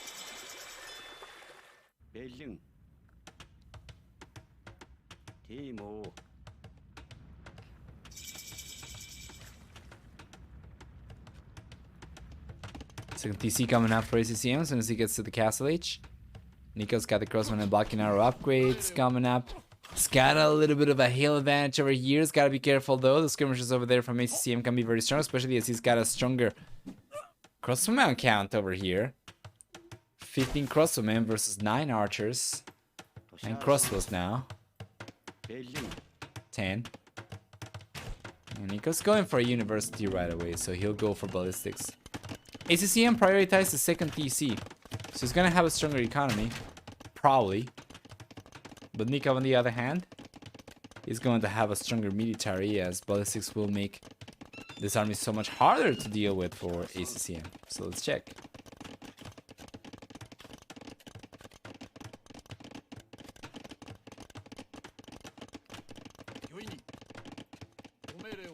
Nice, Nico's trying to sneak a dock. Unfortunately, he got spotted already by ACCM though. So the villagers go down. And overall for 2 KD still in favor of Nicov, but just barely. Wheelbarrow coming in now for ACCM. He's got Bosa. He's got Horse Collar. Nico's going for Bosa right now. He's not gone for Horse Collar at all. He will still try to get a Dock up though, and ACCM might actually realize about it in a moment. Yeah, I think he'll notice.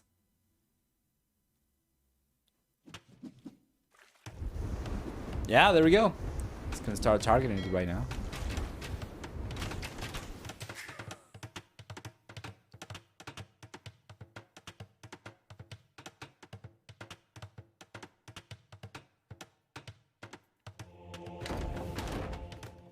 Nice. Magnet for Nicov, Magnet for ACCM. He's going to get the better end of the deal over there. Nicov gets a Magnet out. Well, ACCM doesn't manage to get the Magnet down from Nicov. He does get one extra villager over here, so catches up and work your KD a little bit. But yeah. Let me take a look, by the way. We didn't really start predictions for game number 5 at all. I'm going to enable predictions for just 2 minutes, given that we are fairly advanced into the game already, alright? So 2 minutes, and the predictions are on for anybody who wants to play prediction contests. You can do so by using channel points, aka bones. Second and third TC is coming out for Nicov. Meanwhile, ACCM is going for the third TC over here. And interestingly enough, despite having 3 archer ranges over here, Nicov opted out of going for cavalry archers and instead just going to keep on focusing on crossman production. Another nice mango shot over here from Nicov, taking the mantle down from ACCM. So it's overall to Neil. Mangonel kills. Or Mangonel trades. Favor Nicov. This could be a good shot. Nicov! He's paying attention and he will land a huge shot. He's not losing the Mangonel over there, but he got 1, 2, 3, 4, 5, 6, 7, 8 crossbows. Which is huge, of course. It's already gonna be worth it. And then on the right hand side, the docks are already up for Nicov and ACCM. Despite spotting the dock over here fairly early, he didn't realize, or at the very least, he was not paying attention over here. He did not try to go for extra Navy units, so he will end up losing most of the fishing ships over here. Which allows Nicov to hold on in worker count for the most part. He was kind of behind. He is still kind of behind, but after he gets the fishing ships down, he's gonna catch up for the most part in worker count. Anyway. Nice.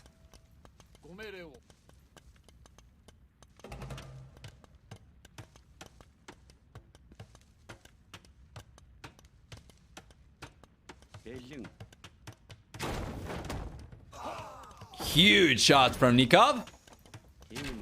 Again. Good unit control as well. Smacking the Mangonel pretty nicely.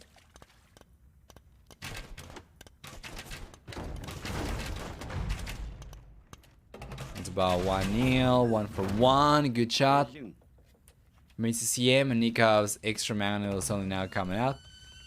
Doesn't really have it forward though. So yes, we have 4 sets to go for today. Yeah, Genji versus Capoch, MBL versus the Gal, and Valets versus Daniel coming up in that order after this series. They're all going to be best of 7 sets, so we might be in for quite a long ride.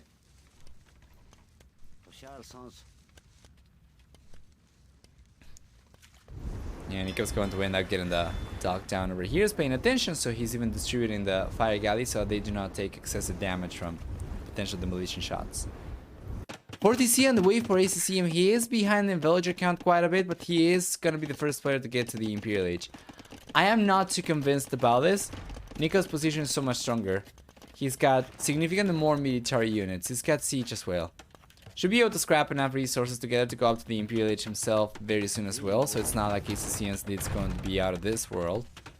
So yeah, Nico's position over here is looking pretty good.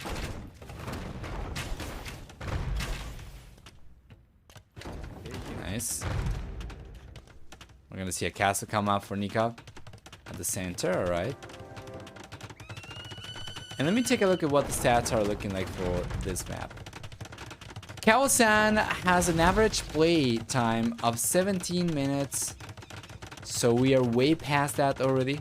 However, it's a map that's going to favor shorter games for the most part. So we'll see how much longer this game keeps on going. Doc should be going down now for ACCM. So yeah, Nikov's holding on to both pawns. He's ahead in worker count quite a bit as well. He used to be behind. Now he's ahead by 13 villagers. And he's going up to the Imperial Age. As ACCM hits the Imperial Age, Nicov is on his way as well. So it's not, once again, an out of this world kind of lead for ACCM to speak of. So Nikov's looking good for game number 5. And interestingly enough, this is a map that Nicov chose to go for, but this was ACCM's home map actually, the only remaining home map. So if Nicov ends up taking this one, he'll need only one more win, and game 7 and 6 and 7 rather will be played on Nikov's remaining home maps. So yeah, things are looking up for the Bull player.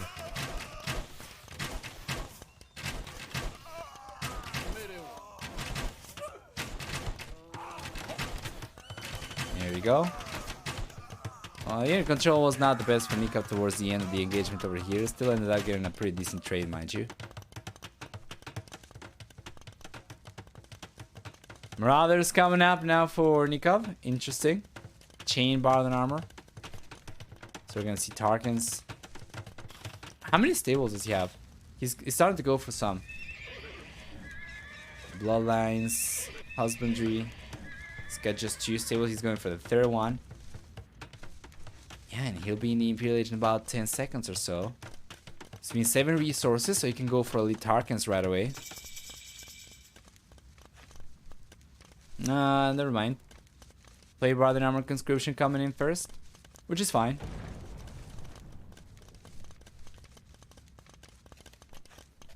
An ACCM. Let's take a look at the infrastructure for infantry production for him. He's got a single barracks, and he probably is not expecting Nicov to be going for Tarkans. I do like the walls that Nikov's gone for, because this makes it so much harder for ACCM to actually spot what Nikov's plan is, as he's got the Tarkans coming out from stables in the back. So ACCM doesn't necessarily expect this. He's going for a castle himself, and he's just kept on going for more Arbalesters, which means that Nicov will be able to completely obliterate ACCM's army, and he's done a really good job keeping this a secret. However, the Arbalests are coming in from ACCM. Now he's going to spot the Tarkans. There we go. We'll see if he reacts by going for extra barracks and trying to take into Halberdier. But for the time being, he's just getting completely suppressed over here. There we are. The pikeman upgrade coming up for ACCM the moment he realizes about the Tarkans. So he will try to take into Halberdier. For the time being though, once again, he's got only 1 barrack, so he's trying to go for more with a bunch of extra villagers. But here comes Nicov already. He's got the trebuchets coming in. It's got the hill advantage over here. Tarkan's moving on. By the time ACCM gets extra barracks and he gets Halberdier out, I think Nicov's already going to be in a strong enough amount of Tarkans that he'll be able to suppress ACCM before he manages to get the defenses up. So yeah. How do you say rotate army in English? Rotate army? Perhaps? Sounds about right. Oh, and the Tarkans are coming in! It's open! ACCM is exposed to the elements. And here comes the Fire Nation. Just squeezing right through the hole over here. The Trebuchet over here, the theses are going down. And the theses that are not going down are just going to remain idle over here, as the Tarkans will simply put just too much pressure on ACCM.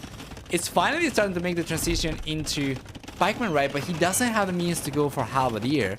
He doesn't have the resources. And honestly, he's got 5 foot workers. He cannot even queue pikeman up. So Nikov's looking great. Producing from 3 stable, he's managed to go up to north of 20 Tarkans right now. He's getting Blast Furnace right now as well for +4 attack. And these are elite Tarkans too, so these will be fully upgraded in a moment. And ACCM, well, he simply does not have the means to defend against this, so It's looking pretty over right now. It's looking pretty good for Nicov. ACCM is gonna have to try again in game number 6 in one of Nicov's remaining home maps, mind you. So after getting the win in game number 5, Nicov's gonna need just one more dub, and games number 6 and 7 are going to be played both at Nicov's remaining home maps. So I'm expecting to see a GG come out from ACCM very shortly. Gonna keep on trying a little bit more, because if he loses this one, that's going to be match point already for game 6. But of course, we know the current situation is favoring Nicov by quite a bit. For +4 armor, yeah.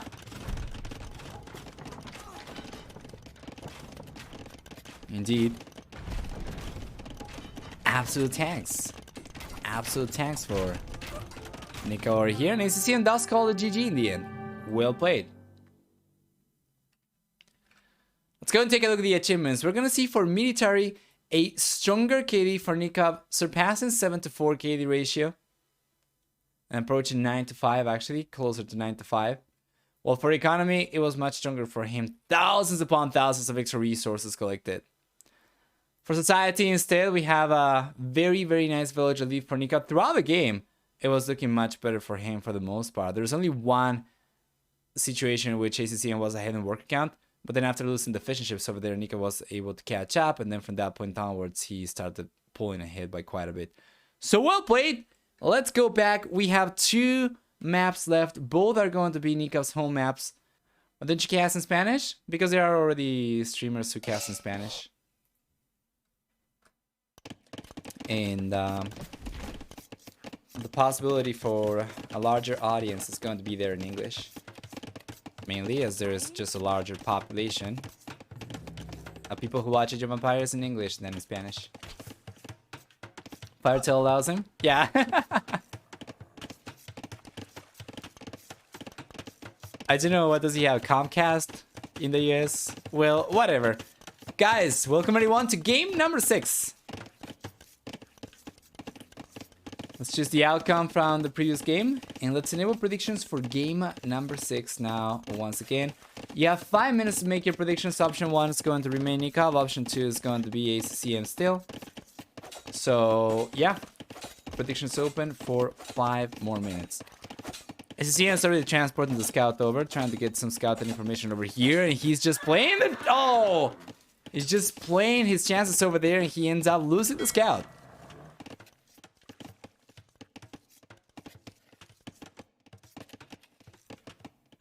I haven't had those issues myself, just true, but I know that there's some other people who have had the issue. So you're not alone. Probably might want to send a ticket to the support team. Anyway, Archer's coming out for ACCM. This is really rough for him. This has been match point already, and ACCM taking the risk, a huge risk over there. And that 50-50 and coming out in the loser's end means that now Nicov's in a much better position. He's the only player with scouting potential, right? So he's roaming around his own island, but he can potentially bring the scout forward, and he can start taking a look around the ACCM space. And as long as he's paying attention to his scout, he should be able to preserve it. So he's sending the transport ship already. He's got 4 archers and the scout.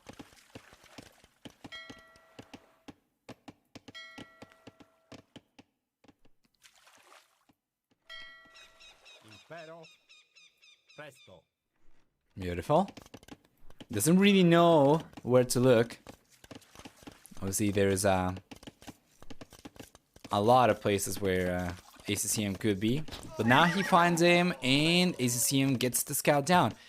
ACCM's got his own archers forward. He's transported over, and he might be able to find the villager over here. That's going to be the first villager going down. Yes, sir, the first eco kill.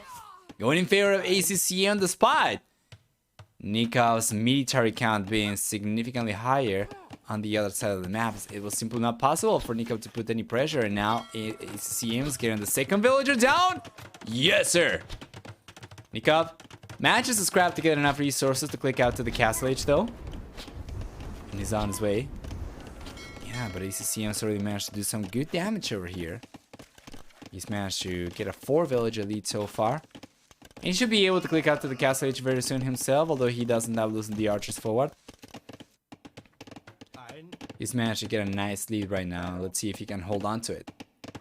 Nicov on the other hand, going around with the archer still, gets the spearman down. Shouldn't be able to do too much damage over here, but I think these archers might have enough range if he goes for fletching to actually push the villagers away from wood. Not quite, though. Not yet.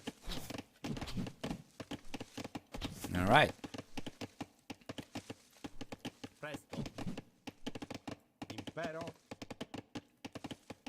So if anybody does hashtag match, I think we can get... Actually, if anybody does hashtag viewers, I think we're gonna get some information regarding the viewership for the set, and it's going to have some information regarding the platforms as well. And I imagine anybody streaming on YouTube is probably casting in Spanish. Or Chinese, I think. There was a Chinese caster who streamed on YouTube. Okay, it's not working right now. I wonder if the capitalization is having an impact on the command. You might want to try with the lowercase. Just in case.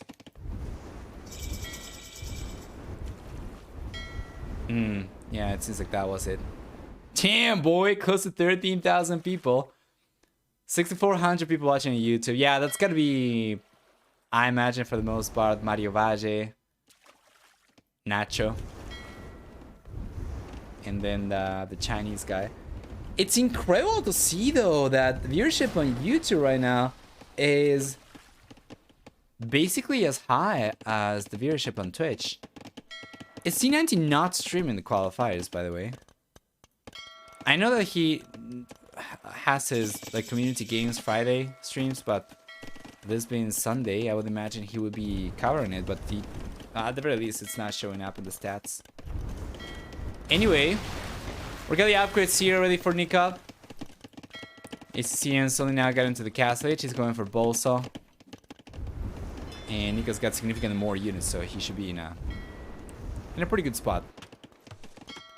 Yeah, he's gonna be the one putting the most pressure. Only now the War Galley upgrades coming up for ACCM. So much later compared to Nicov.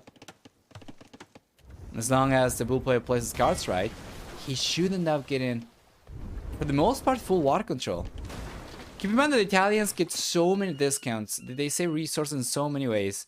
They get a discount to go up to the next stage of 15%. They get a discount on fishing ships of 15%. So he's going for fishing ships, he's saving. He went up to the fuel age, to the castle age, sorry, for cheaper. And then he also gets a discount, 33% cheaper university upgrades, which is just ridiculous as well. And dock upgrades as well, so War Galley was pretty cheap for him as well. Yeah. It's looking pretty good.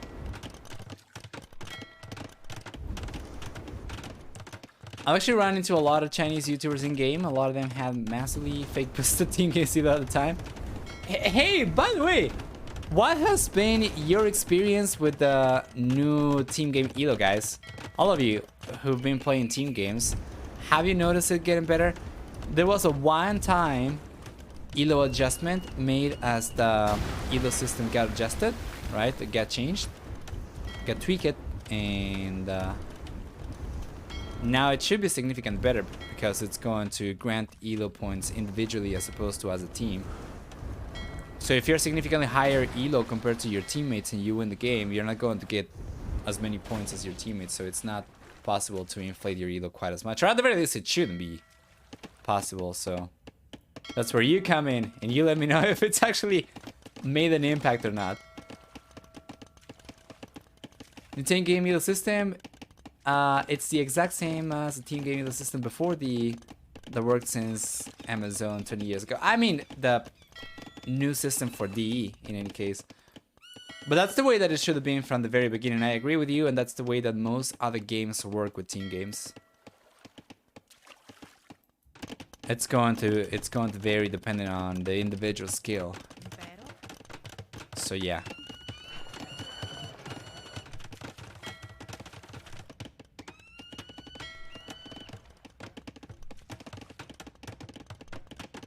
Anyway,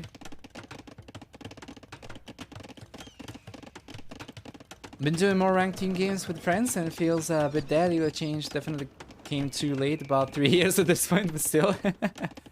Yeah, I'm pretty curious about that. I know there are more team players and 1v1 players, but it might change depending on your Elo range, right? I guess it might take longer to find games. Anyway, Nicov is gonna be the first player to go up to the Imperial Age. He's sticking to 1 TC only, meanwhile ACCM does have a second TC. Nikov's Navy is still significantly higher compared to ACCM, so once he gets to the Imperial Age, going for something like a... Oh, the shots though from ACCM! Absolutely fantastic demos. But yeah, I'm saying once Nicov gets to the Imperial Age, if he can go for a fast fire ship, that's going to put him in a pretty good spot. And he might be able to end up getting full water control. Yet at the same time, I'm not really sure what that's going to give him though. ACCM has already been able to get ahead in working count by quite a bit without really relying on water too much. So if ACCM were to lose all his fishing ships, he would still be ahead by about 12 villagers or 12 workers. So I'm not too sure what Nikov's plan is over here. He's not been collecting stones, so it's not going to be a castle drop. I guess getting full water control is going to be good for him to try and secure the center, right? But I don't know if it's going to be possible for him to secure the center long enough for ACCM to run out of resources back home himself. So yeah, hard game for Nicov. It's looking pretty tough. It's looking pretty tough. ACCM should be able to go up to the Imperial Age right now as well. As a matter of fact, he's got the resources and he's had them for a while. He was just kind of lacking the buildings. Anyway, fast fire ship's coming out for Nicov as soon as he gets to the Imperial Age. This is exactly what I was expecting. And ACCM, well, he's on his way to the Imperial Age. He's going for extra docks, so quite clearly he'll try and catch up, right?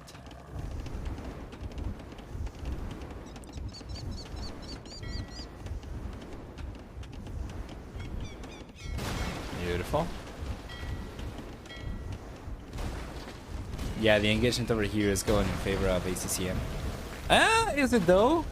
Demo shot over there changes things up a little bit. Now Nico's looking better, so he does end up pushing ACCM away. But yeah, you know, I mean, Nicov ends up canceling fast fire ship.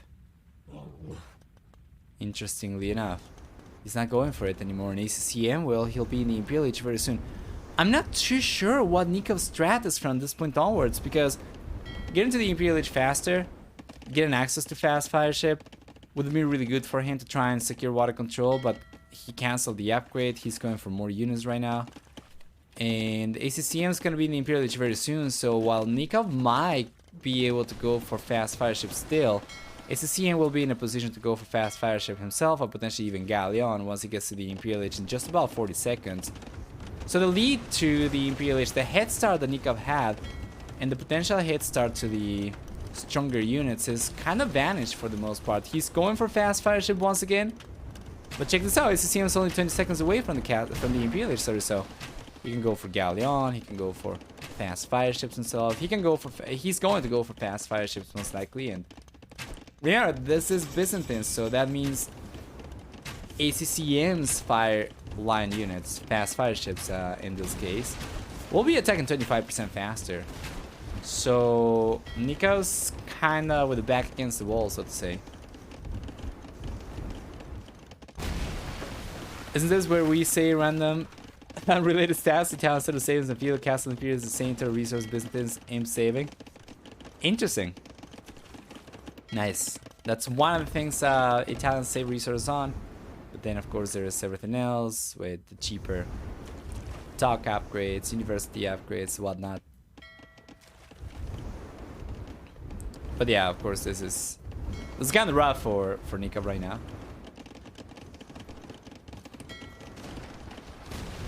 He embraced the match wrong, Nicov that is.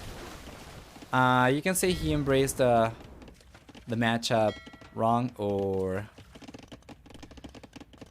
he approached the matchup wrong as well.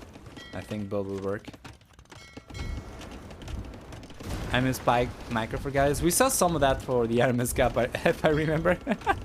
Actually on Spiral. Yeah. It's kind of unfortunate. Now Nico's going for monks. He's just gonna try to make a play for conversions on Navy. While ACCM on the other hand is gonna be the first player to go for a castle at the center. Could have tried to, probably would have preferred for him to go for the castle maybe around this area, honestly. Around here. I'm not really sure there's enough space over here, but yeah, definitely the castle over here would have been a little bit better in my opinion. Whatever. He'll still prevent Nicov from getting to the center in any case. Won't really be able to range quite as much water, but he's going to prevent Nicov from getting to the center, which is still strong. It's still going to be good enough, I guess, for ACCM. Navy count's a little higher for Nicov right now. ACCM, if he plays his cards correctly, should be able to still get better trades. If he plays defensively, he's going to have a castle to work with over here as well. Can't think of it, I haven't seen Pike in a decade. Who is Spear again? It was Bung, right? I'm really sure. You're talking about an old name for him?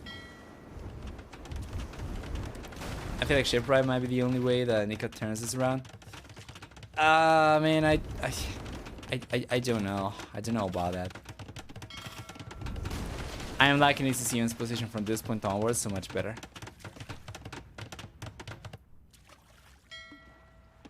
Nico, unfortunately, struggled to take advantage of the Imperial Age. But hey, if ACCM goes up to... if ACCM doesn't outtake this game, we are going to have a full series for starters, right? So it's going to be all 7 games.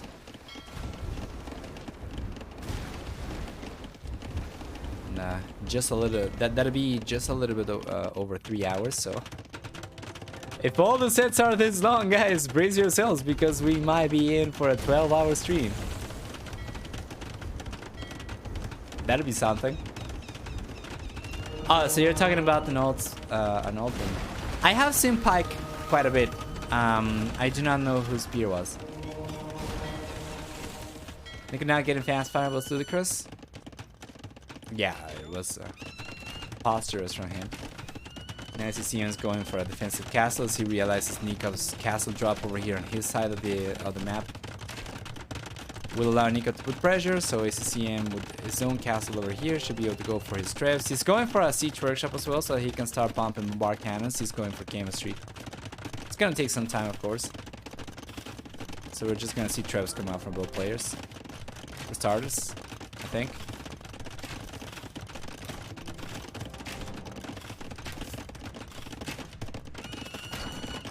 Yeah. The land situation is not the best for ACCM.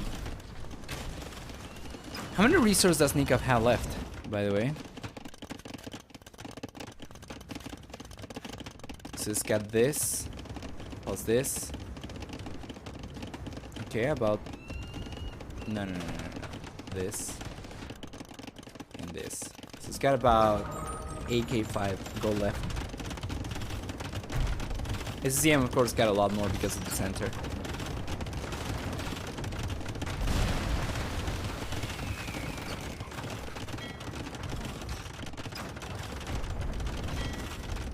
Not the best demo shot over there. Yeah. 2 trebs for Nicov. 1 treb only for ACCM. He's getting the second one out. Barcan already out for Nicov. He's got 2 as a matter of fact, so he might be able to get the castle down over here. If he gets the castle down, then there's no way for ACCM to defend the trebuchets. Where are the bombard cannons from ACCM? He's finished researching chemistry, but he's not geared up a bombard cannon yet. What do market prices look like? Just like so. Not too shabby.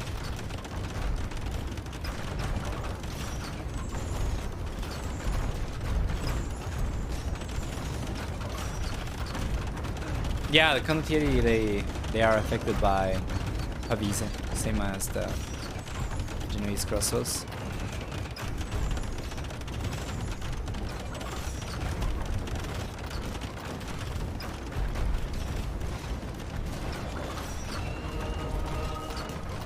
Alright, nice.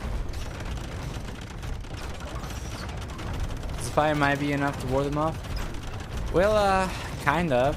A fully upgraded condottiere is going to have is going to have more pierce armor than a knight with chain barded armor, for instance. Not quite as much HP, but might be enough to still keep the TCs idling.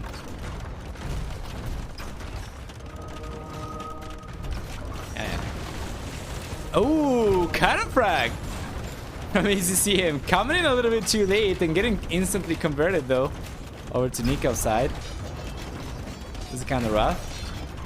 One trebuchet left only for ACCM. You know, he's still looking strong over here with a stronger military and the villager count. However, Nicov's pressure is actually doing really well on the left-hand side. It's working out pretty well. 3 bombard cannons, 3 trebuchets for Nicov. It's gonna slowly but surely keep on pushing against the TCs. So yeah.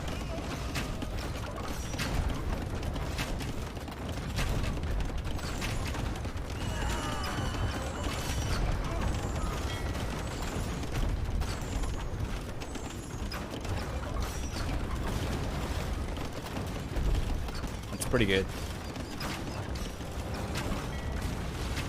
Extra sea Churcha coming out for Nicov. He's not really going for the condottiere though. He's going for Navy. He's got 13 fast fire ships. Right now ACCM's got 10 and a few heavy demolition ships coming out instead. It's gonna be really good for ACCM, but it's going to be dependent on landing some good demo shots, so let's see. He's going for it. Can't really get it. Very nice snipe over here from Nicov, targeting the demolition raft or demolition ship right away. Oh, and watchtowers coming in for Nicov. Would probably prefer to see bombard towers, honestly, but there is only so much he'll be able to go for. He's got only 1 villager forward as well, and actually he's got 6, right? He's repairing the castle right now. But yeah, there's not so much pressure he'll be able to put on ACCM. I'm kind of thinking if it'd be a good idea for ACCM to try and get some pressure going on the right-hand side, given that there is nothing over here and Nicov's kind of wide open. The counter-strike could be really effective, as Nicov's probably not expecting it. And ACCM's still looking stronger overall. Population, economy, military. He needs something to take care of this though, as Nicov's push over here is really strong. He's got 6 bombard cannons, plus the monks over here already got block printing researched. So they are very strong. The only upgrade that Italians are missing for monks is heresy. So I think so. Oh, the demo, the man, what? Oh God, the bombard cannon shots. Too much action for my weak heart over there. Damn, boy! This is what I'm saying when I say Nicov's push is very strong over here. Still going for guard towers only, but anyway, this is amazing from Nicov. With block printing already, those monks are absolutely fantastic. Should be able to even counter bombard cannons from ACCM, so there are not really too many options for ACCM to defend himself with, other than just going for light cavalry, perhaps. Hussar, right? This do not get bloodlines, so they are not fully upgraded, not by a long shot, but it doesn't seem to me like he would actually be able to go for much of anything else. Arbalesters, we already saw him go for, and it's not really working out too well. And because of the monks over here from Nicov, bombard cannons are not going to be enough. So confused by no condos? Yeah, condottiere would be good in this situation, I think, yeah.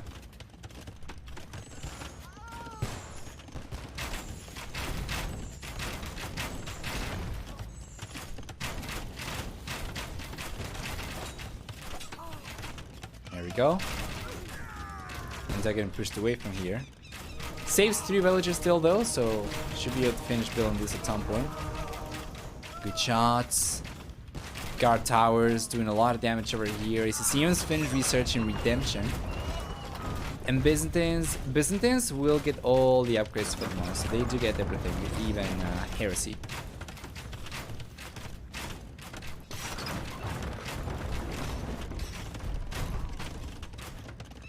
More fire ships coming up for ACCM. He's kind of not reacting enough to this line push though.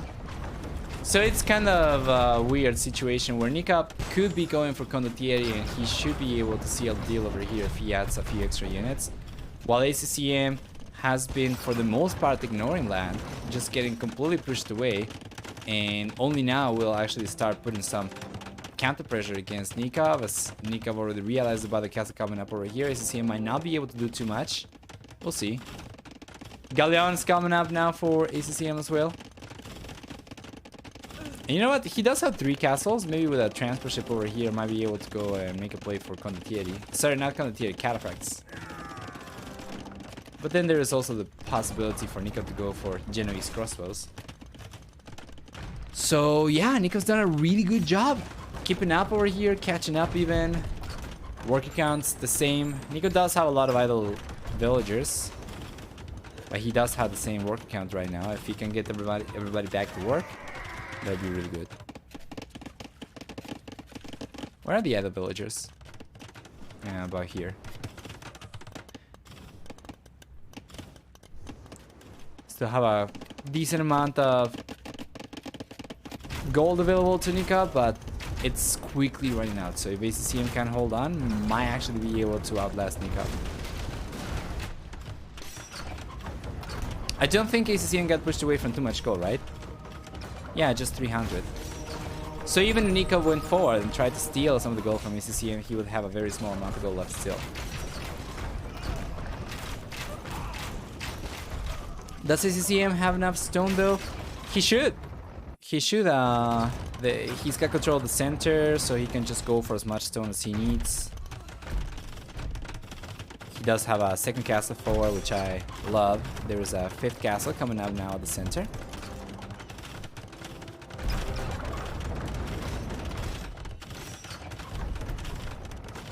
An hour and 15 minutes? I think so, yeah.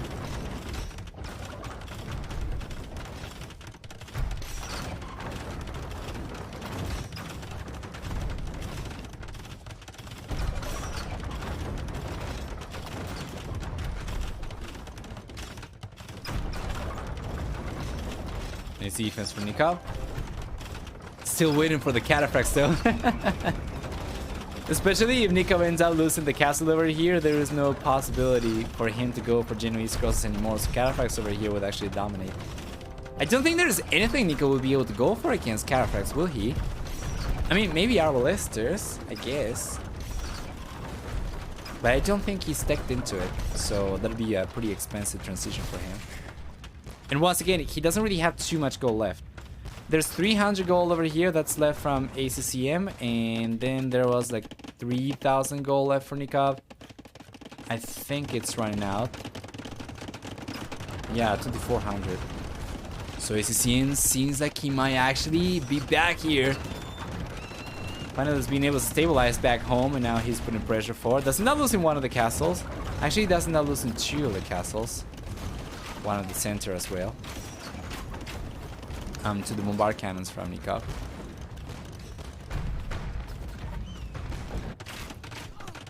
Yeah, they seem to be done trading right now.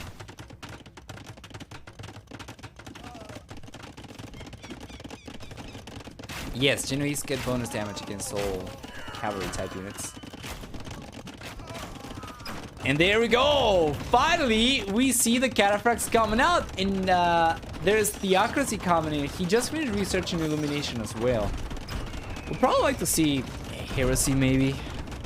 Although Nicov doesn't really have too many monks at home, I guess it's not going to be necessary at all. But yeah, we'd definitely like to see more cataphracts coming out from ACCM.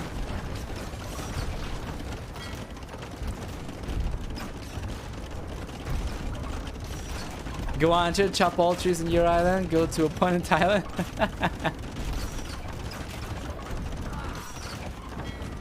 Big brain plays. For sure. There we go. Yet another castle coming up for ACCM. I like it. That's going to double his cataphract production potential forward. He's got more cataphracts coming out. Only now scale better than armor, so that explains why he's not been going for it too much. He's lacking all the upgrades. Basically, all that he's gotten was for range units up until this point. So he's starting to take into it. Chain bar than armor. Man, Nicov's economy is an absolute disaster. There's only 1,000 gold left. This goes in favor of ACCM for sure.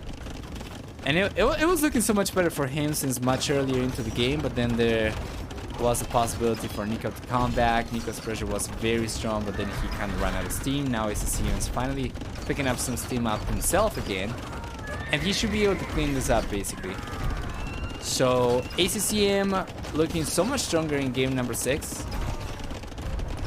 Will not guaranteeing a full game or a full series, right? So game number 7 is going to start very shortly. And remember, guys, game number 7 is going to be taking place on Nicov's home map. So, that means there is a possibility for Nicov to clutch it up in game number 7. Should be calling the GG very shortly. Let me take a look. I think Northern Isles was the map with the longest average game duration. No, not quite, actually. 22 games, 22 minutes per game on average for Northern Isles. We already passed twice that much. Time left, about 30 minutes of in-game time. If I'm mistaken, that is. But yeah, what a great set to open the day with. We still have 3 after this one. Next one's gonna be Ganji versus, who was it? Ganji versus... Bruh. Ganji versus Keplich. Under Nicov going kind of Galleon when he first built like cast on ACCM's island would have been viable. He had water control. Nicov, he could have gone for it, yeah.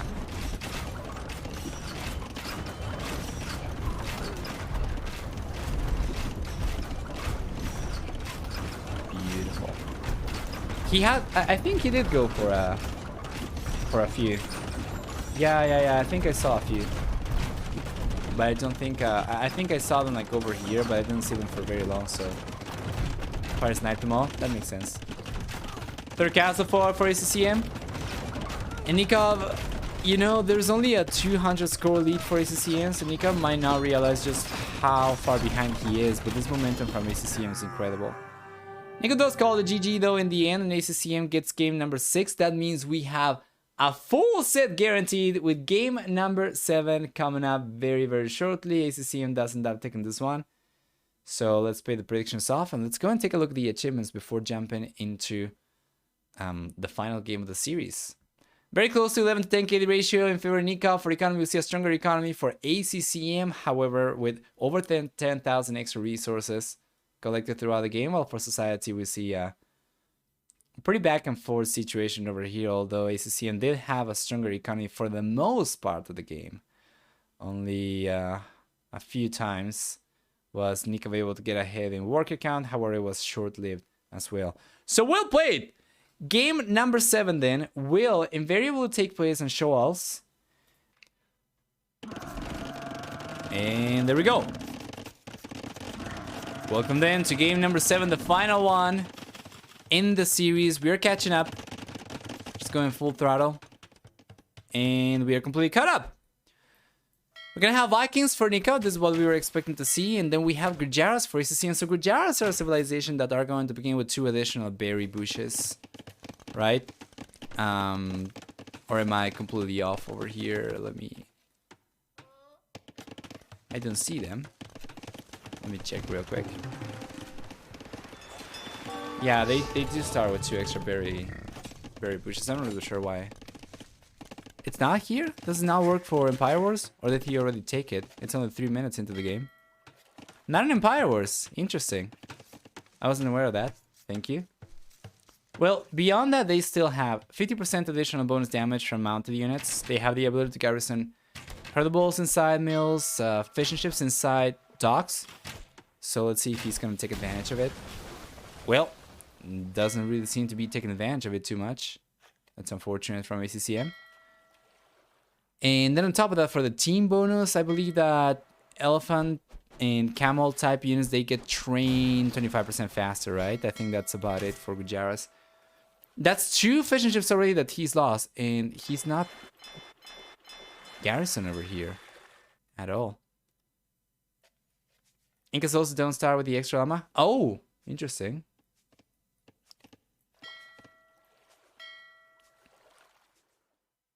Gujaras the one with the faster attacking camels, right?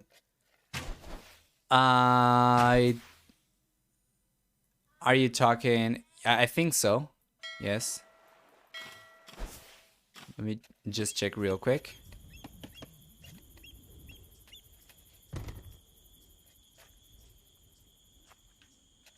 No. It's not Gujaras. Hindustanis get 25% faster attacking camels. They're basically what used to be known as Indians before. So Gujaras get 50% higher bonus damage from mounted units.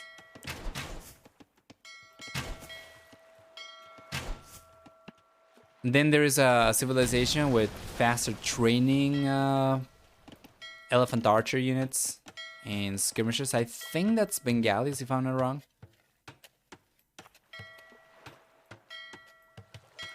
Yeah, I think that's about it. Less civilizations, please. You know, with how well received the latest DLC was, I wouldn't be surprised to see something similar happen to some of the other civilizations which currently kind of cover culturally and geographically too much terrain in the game. So maybe like Chinese. They could get broken down into more civilizations. Do we have faster firing skirmishers? Skirmishers and just skirmishers, or is it also elephant archers? I think it might be elephant archers too. Boy, I haven't done too much Age of Empires 2 in the last 2 weeks, and I'm already starting to forget the less common civilizations. Yeah, skirmishers and elephant archers attack 25% faster for the Dravidians. True. Anyway, there is a little pause over here. Let me read to you what they are saying. Okay, never mind. We can read it here. Nicov asks, what's your villager count? And ACCM says, what happens? And Nicov says, you started with less villagers. Is that so? Let's go back.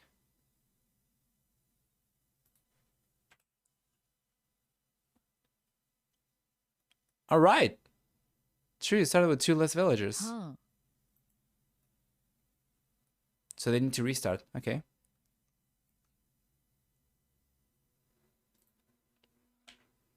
Just bug generation, I guess.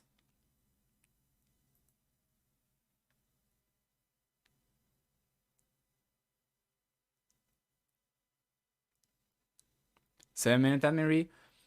Well, they might have gotten in touch with the players before, and the players might have taken a little bit longer to realize.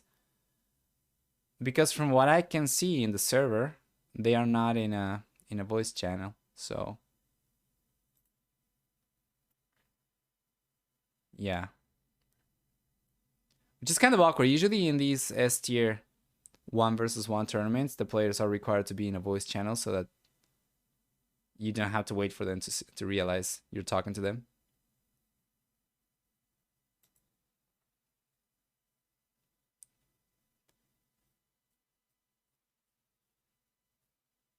Oh yeah, Krasini said that there is a villager difference, but they were not responding. So they talked to them, to the players earlier, just the players did not respond.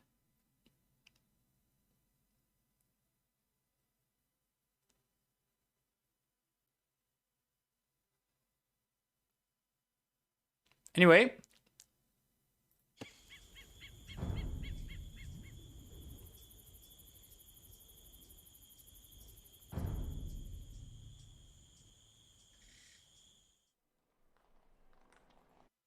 All right, let's see if we can jump into this one, hopefully soon.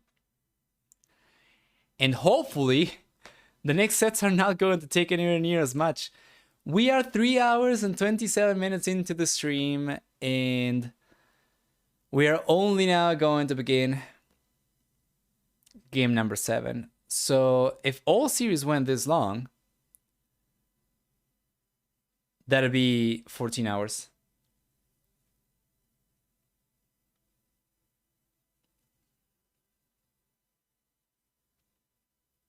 Okay, Nico's joining.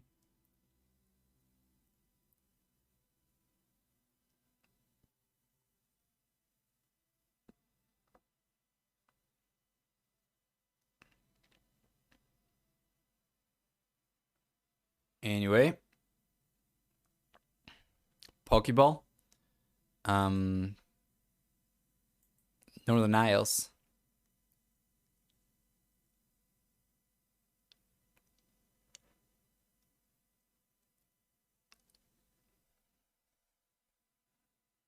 Oh, Genji versus Capuch, they already have the drafts going. Nice.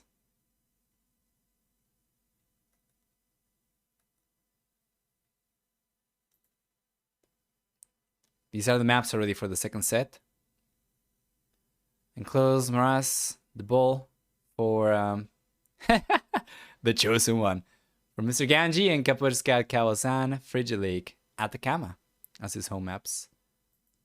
They have finished drafts and civilizations as well.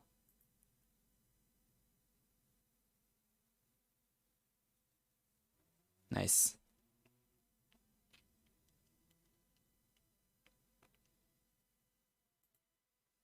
All right. The next game is getting restarted again, I think.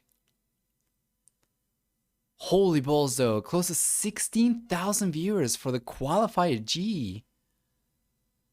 That is nice, man. It really makes me hype for Red Bull for the actual LAN event. How many are you predicting? I'm predicting about 30 to 35,000 people watching, probably. I don't think we are ever going to get to 50,000 anymore. That was just a COVID era.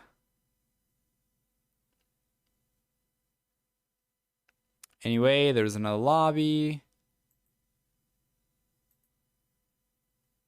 Game should be coming up in a moment. I'm not really sure who dropped or what the situation was, but fingers crossed they don't really take too much longer to get the game going.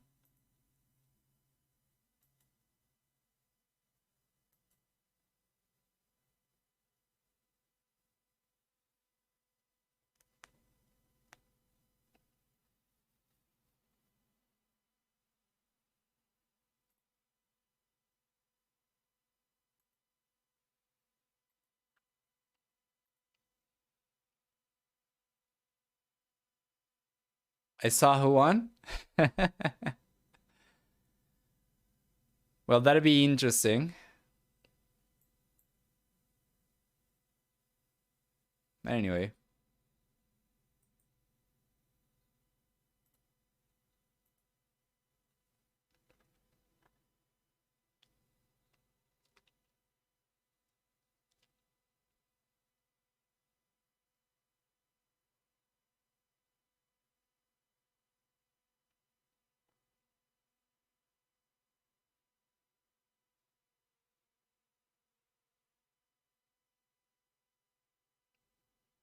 Let me check something real quick. Let me see if we can do this. Yeah, that I think is a little bit better.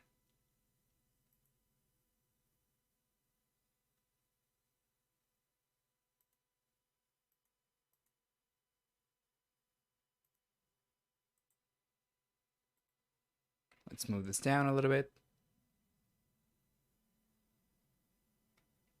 There we go. Yeah, that's good.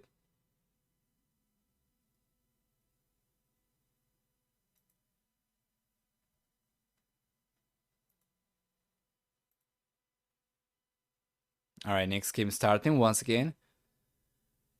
Third one's the charm. Was this the third one? I think this was the... This is going to be the fourth one, right? Because the first one, there was a disconnection. Second one, there was a trapped villager. The third one player had fewer villagers. So this is the fourth one, actually. Yeah.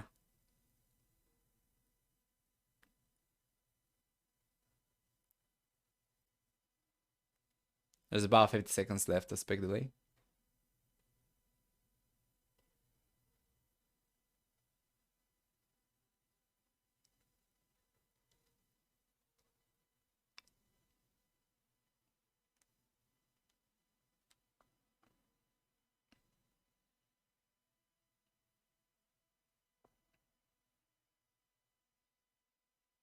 $30 seconds. Beautiful. Game number 7 is finally coming up.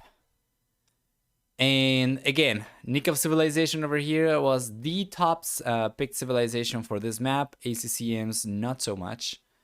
We'll see if this time around ACCM realizes about the ability to garrison the efficient ships and prevent taking losses. But we'll see if the open is going to be the same for Nicov as well, or if he's going to go for something else. Regardless though, the spectacle is running out. Game's loading in. Yes, so we should be able to jump into it. And let's go for game number 7. Everyone.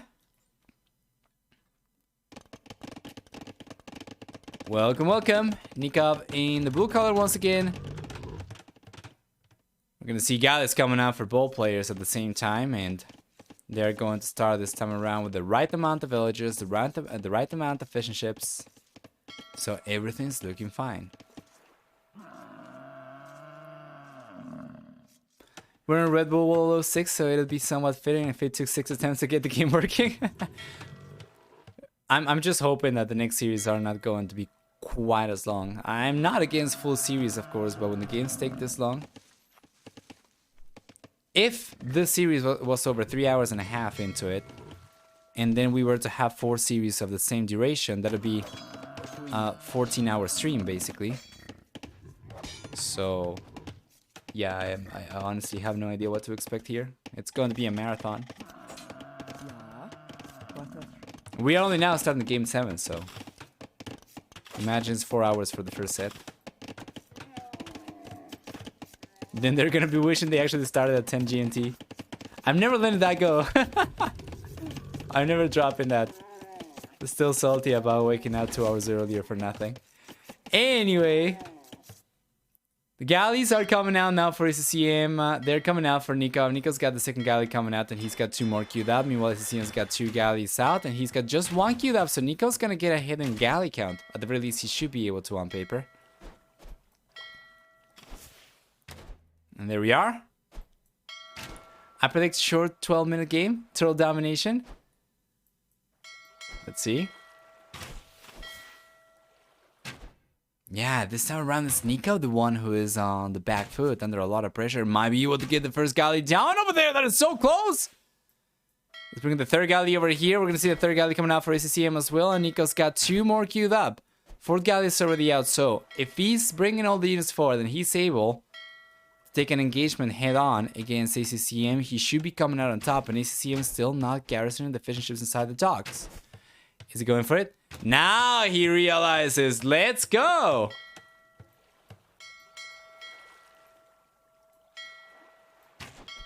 That's so much better. Before, he was just taking losses, and now he's realizing about the bonus. I kind of wonder if somebody told him or something. I'm not really sure that would be against the rules if somebody PM'd him in between the previous attempt and this one. Bruh, garrison your fishing ships. Well, in any case...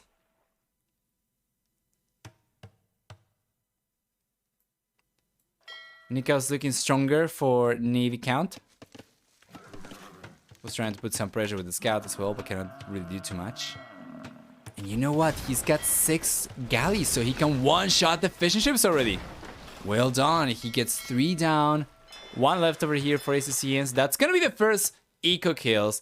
Nicov's in a 3-0 eco KD while ACCM starts on the back foot. 3 workers behind already. He was trying to gather enough resources to go up to the castle age though, and Nikov's getting very close himself, so both players should be able to go up very, very shortly. Keep in mind that because of Nikov's free wheelbarrow bonus from Vikings, the lead of 3 extra workers over here is actually going to be more like 6 extra workers, because by the time ACCM gets wheelbarrow himself, it's going to fall behind further in worker count. Plus, of course, once we get to the castle age, Nikov's civilization is going to get free handcart as well, so ACCM is not really looking the strongest at all.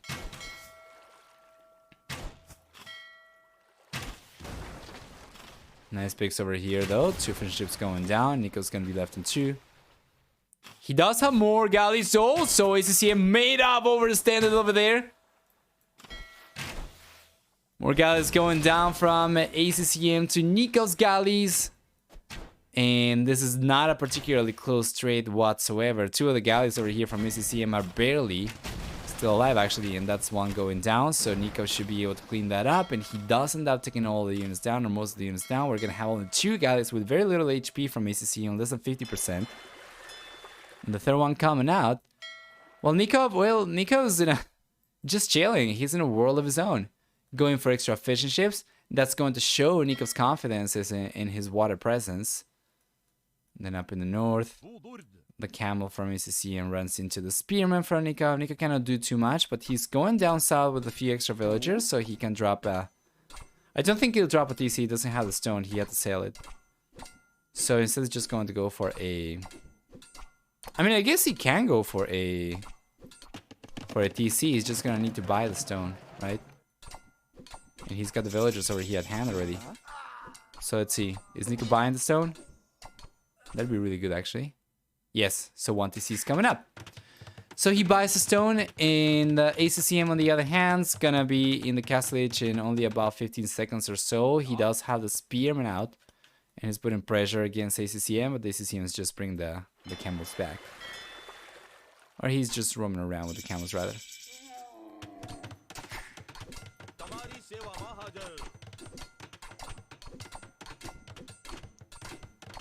So, Bakin arrow on the way for Nico for the galleys. He doesn't have the war galley upgrade coming in, but he already has managed to get a significant lead in navy count. So even if he does not go for the war galley upgrade, he should still be able to clean this up for the most part. If he just parks the galleys underneath the tower over here, he should be able to take it down. Oh, actually, will he? There is no minimum range on the sea tower, so never mind. It doesn't seem like he would be able to take it down at all. Interesting. I guess that kind of leaves ACCM with the possibility of coming back on water if he was willing to make the investment, but right now he's not going for any extra navy units, so this one's probably just going to end up going down to the galley. Shrivansha Riders out for ACCM. He's got more on the way, and Nika's going for monks. And I'm liking Nico's position over here. Okay. Most people probably will like Nico's position quite a bit. I hit by 6 workers. A pretty good defense. A secondary monastery is coming up over here, so he should be able to defend both his bases. And he's got actually 3 TCs to work with compared to only 2 from ACCM. So Nico's looking good. And game number 7 is not looking the best for ACCM. It's gotta hurt, man. It's gotta hurt. He tried so hard and got so far, but in the end, Nico's looking a little bit stronger over here. And you know, this is probably as close as ACCM will get to qualifying for Red Bull Wololo without having to go through the entire qualifiers again. So it's gotta hurt. But once again, that'll be the same case for Nico if Nico was the one on the back foot. So obviously one of these players is going to get knocked out of the qualifiers, and fortunately for whoever loses over here rather, you're going to have a second chance next weekend for them to qualify. Chakrams will dominate. Let's see.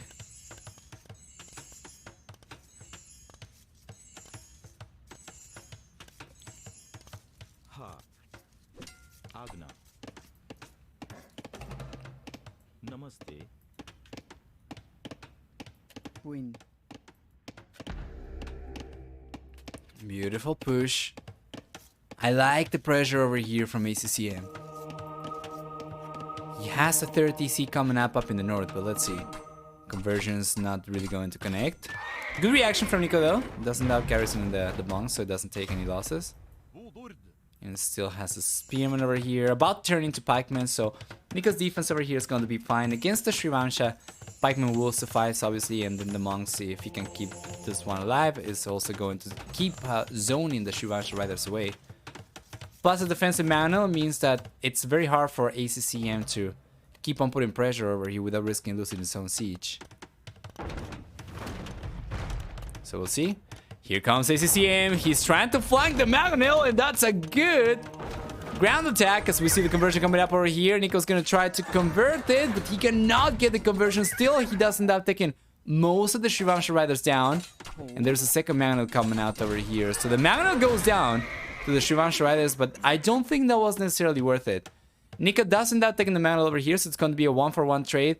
And then on top of that, ACCM lost all the Srivansha riders he sent forward. So Nico is in a much better position. He ended up getting the better trade. If you take a look at the KD, it's better than 2-1 for Nico with 18-8 kill to loss ratio. And then up in the north, ACCM's only now got on the 30C, so he's going to be playing catch up, and Nico's already ahead by 9 villagers.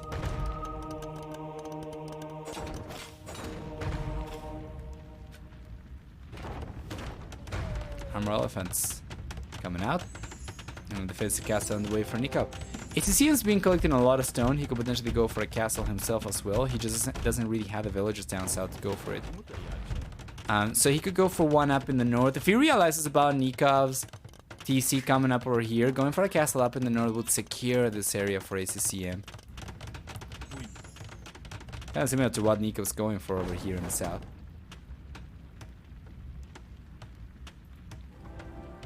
Scorpion's not having a bonus versus Siege Elephants, so full pa. Let's see. Alright, castle's coming out down south for ACCM. And I like this one.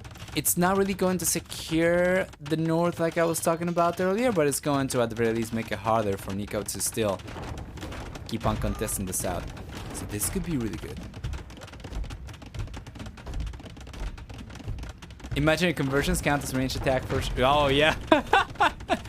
That'd be broken AF. Thankfully we can just imagine.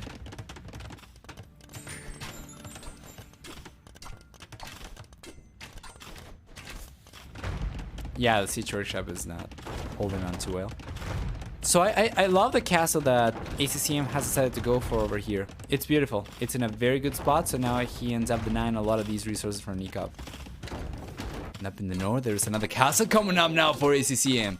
And Nicov's been collecting stone quite heavily still, though. He might be able to go for a second castle very soon, but for the time being, ACCM is the one putting the most pressure. Interestingly enough, ACCM did manage to catch up in villager count for the most part. He's still behind, mind you, because of the lack of handcar, which Nicov already has for free for Vikings. And he's behind the military count by quite a bit. However, a lot of the military for Nicov consists of navy units. So it's not too relevant. There we go, the second castle's coming up now for Nicov.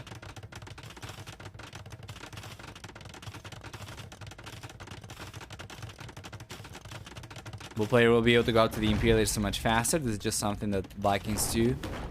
And ACCM is gonna struggle. Should be able to go up to the Imperial Age not much later compared to Nicov. But yeah, this lead for Nicov is going to allow him to go for Treb. So this could be really bad for ACCM. If Nicov is able to actually afford trebuchets once he gets to the Imperial Age, should be able to get both these castles down.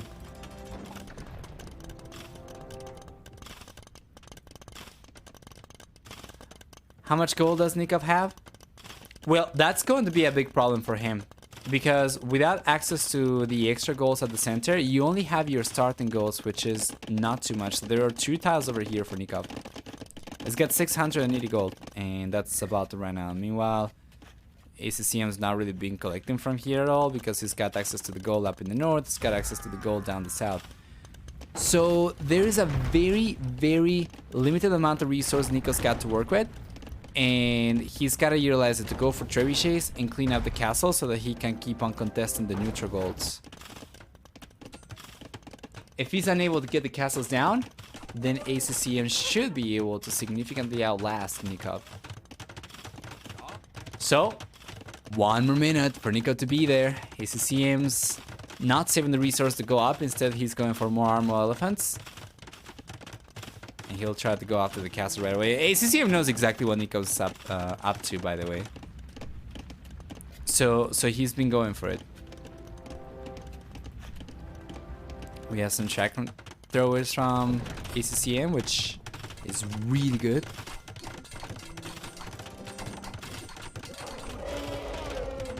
Good defense for Nicov.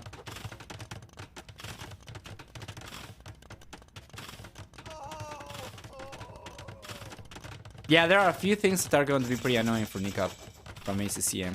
Shivansha Riders are one, and Chakram throwers are something else that he's gonna have to worry about. So, Trebuchet is on the way for Nicov. He's got 2 queued up. He's got about 700 gold in the bank right now, and this goal is about to run out. It's got only 60 left, so that's going to be only a little bit less than 400 gold left total for Nicov to work with. He's got 4 trebuchets queued up, 5 trebuchets queued up. This is it. He must get rid of the castles from ACCM, and ACCM on the other hand, he's going for Kshatriyas. I'm not really sure how to pronounce that. I really wish that the game would have phonetic representation for some of the words, especially the unique technologies. But yeah, this is going to reduce the military cost of units by 25% for Gujarat, so I was just taking a look at it. So yeah, it's not looking the best for Nicov, but it's not all lost. He should be able to clean these castles up. ACCM is still well over a minute away from the Imperial Age, right? Meanwhile, Nicov's got 2 trebuchets down south, taking the castle down from the south from ACCM. He's got 2 trebuchets up in the north, taking the castles down from ACCM. And you can bet your butt that at the very least one of these castles is going down from ACCM. So Nicov might only have one castle left to worry about once he gets to the Imperial Age, but we'll see. It's already officially out of gold. He's collected 2 relics, mind you. But besides that, he's officially out of gold. But there we go, 3 trebuchets. And Nicov's bringing in the pikemen. He's got iron casting, should be able to push these villagers away. And the chakram throwers are coming in, but they are not strong enough here. So, ACCM ends up getting pushed away, and now Nicov finally can get access to some extra long-needed resources with all this gold available for him to collect. Well, there's another castle coming up on the left-hand side for ACCM down the south over here. Nicov should be able to take it down right away. I don't think he knows about it, though. Not yet.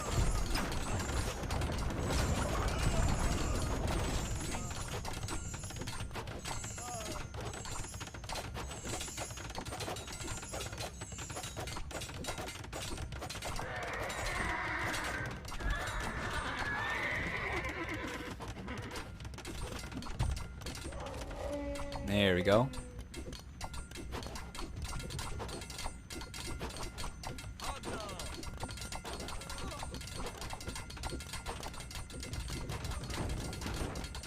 Chakrams don't die. They're holding on, yes, but the numbers are just too high from Nicov for ACCM seems to hold on. He's got another castle coming up over here. The problem is the production potential for ACCM is pretty low. He's going for elite chakram throwers now, but he's got just 2 castles, right? So he can only produce from 1 castle at a time up in the north and 1 down the south. Well, Nicov's got 7 barracks right now, producing pikemen full time, basically non-stop. So ACCM, well, he does have good units to work with against Nicov. Simply doesn't really have the production to keep up. So as long as Nikov's able to significantly outnumber these units, he's going to be able to keep on protecting the trebuchet. He's going to be able to keep on zoning ACCM, pushing him away from the center and the center goals, right? And this is the most important thing. Because if ACCM, even if he's got a stronger unit on paper, if he gets outnumbered and pushed away from here, he won't be able to afford them anymore anyway, as he gets pushed away from gold. We're gonna see a similar situation down the south with Nicov going for yet another castle from ACCM, and this is looking really good for Nicov. This castle coming out down the south, Nicov's going to end up securing the south gold, while the castle crumbles from ACCM and then up in the north. Nicov should be able to keep on going for more pikemen, and he does have more pikemen coming out. Now he's gonna make a transition into arbalesters by the looks of it, which I like. But yeah, this is basically the last standing of ACCM. If he gets pushed away from here, he runs out of resources, or runs out of gold, for the most part. And Nicov, well, he's already gotten full control of the south. Check this out, Chakras are going down to pikemen just by means of much higher numbers from Nicov. Well done.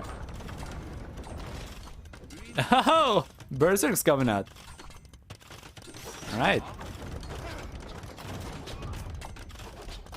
We're about 250,000 bones, and ACCM is definitely crying right now. Most likely. That's gonna be a very nice payout for whoever chose to believe in the Argentinian player.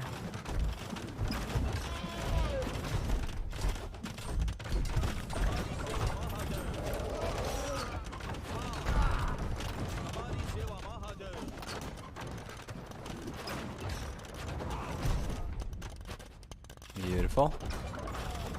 Chemistry. Chain bar than armor coming up for ACCM. Chain bar than armor. Is it gonna try and make a play for camels? I don't think that's going to be good. Nicov's got berserks now, so if he goes for, well, he's got pikemen as well, so if he goes for chieftains, whatever cavalry ACCM decides to go for is just not going to cut it. So I guess it produces faster, but that's about it. Regardless though, Nicov's push down the south is looking very strong. Doesn't end up losing one of the trebuchets over here, but the castle's still under a lot of pressure. ACCM just tries to ignore the units and go after the trebuchets, and he takes the trebuchets down. Holds on to the castle for the time being. However, up in the north, Nicov's starting to push ACCM away from the gold. If ACCM gets pushed away from here, there's only this gold available for ACCM still, and that's going to be only about 1,200 resources left. And indeed, ACCM doesn't get pushed away from here.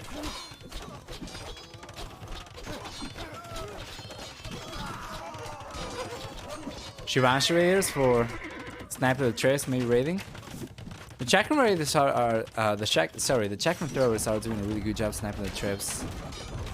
I'm not really sure what the cavalry upgrades are for. It seems like it's just going to be for light cavalry, which I do not really like too much, given the units that Nicov's been going for. It seems very unlikely ACCM will be able to make the light cavalry work.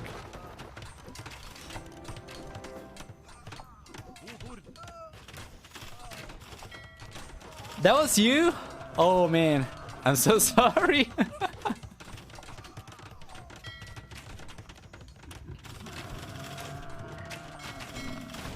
It's looking pretty over. Yes.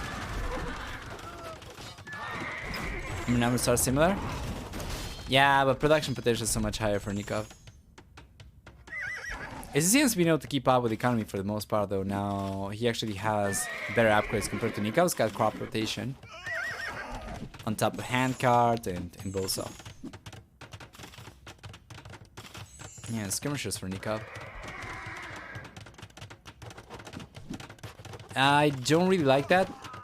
I don't know why he would go for skirmishers against Chakram Throwers. He's given ACCM the opportunity to bring back villagers over the goal. Just a little bit. He's just going down right away. Probably faster than he came up. Yeah, there you are.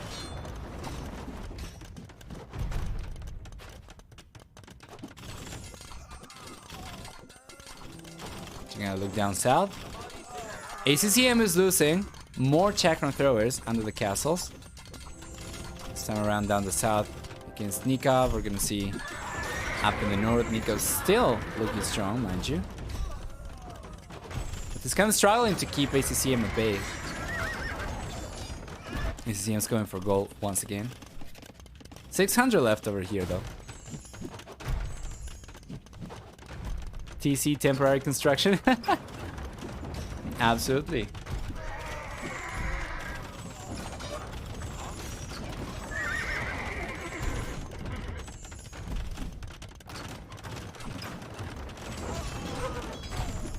Oh, big shot on the shotgun throwers.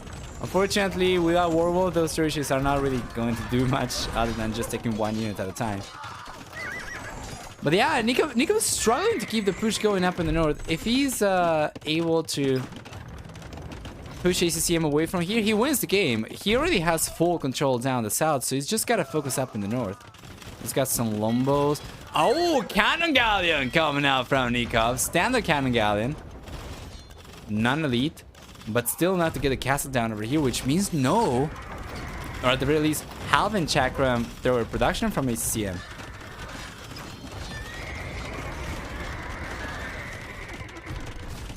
Yes, Kells still have strongholds. That was 20% faster attacking TCs and castles, I think, was it? Or did it include towers as well? I think it was towers and castles, wasn't it? It's been a while since the last time that I saw anybody go for that.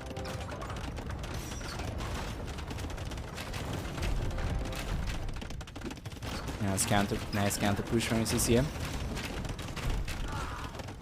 25% for tower and castle. Ah, yeah, thank you. Yeah, it's good. Not something that I have seen a whole lot of, but it's good.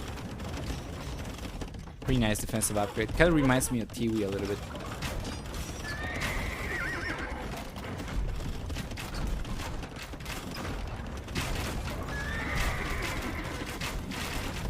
Finally, we see Arbalesters coming out from Nicov, so the Arbalesters are going to take care of the Chakram throwers and the light cavalry as well. So there we go. Castle crumbles though from Nicov.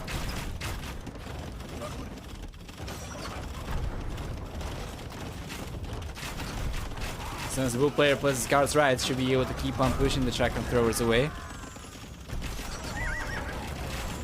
Yeah, and then down south, he's got yet more pressure coming up against ACCM. He's brought the Cannon Galleon over so he can get this castle down. Taking this down is going to reduce the production potential for ACCM by 33% in terms of Chakram thrower production. Yeah, that's about it. Wow! Jaraka, thank you so much for the resub. 5 months coming in with Prime Gaming as well. It's very much appreciated. Thank you so much. The Prime sub is fantastic as well. It's free for you. It's fantastic for me. Thank you so much. Cheers, my friend. Cheers to you. Yes, sir.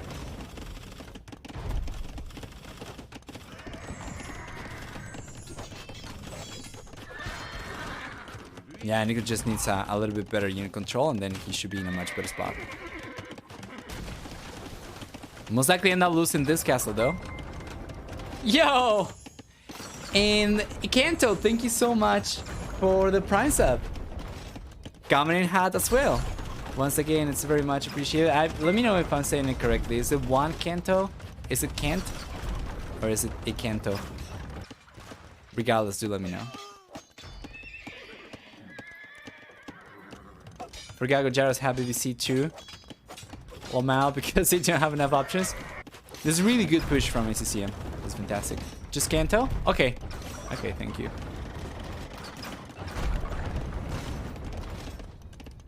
Love to see that as well, the sub before the first message on the stream.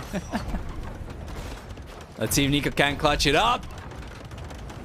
He's got the Arbalesters. He's got the only now leather archer armor coming in though, but let's see here. He brings the meat shield of Pikeman.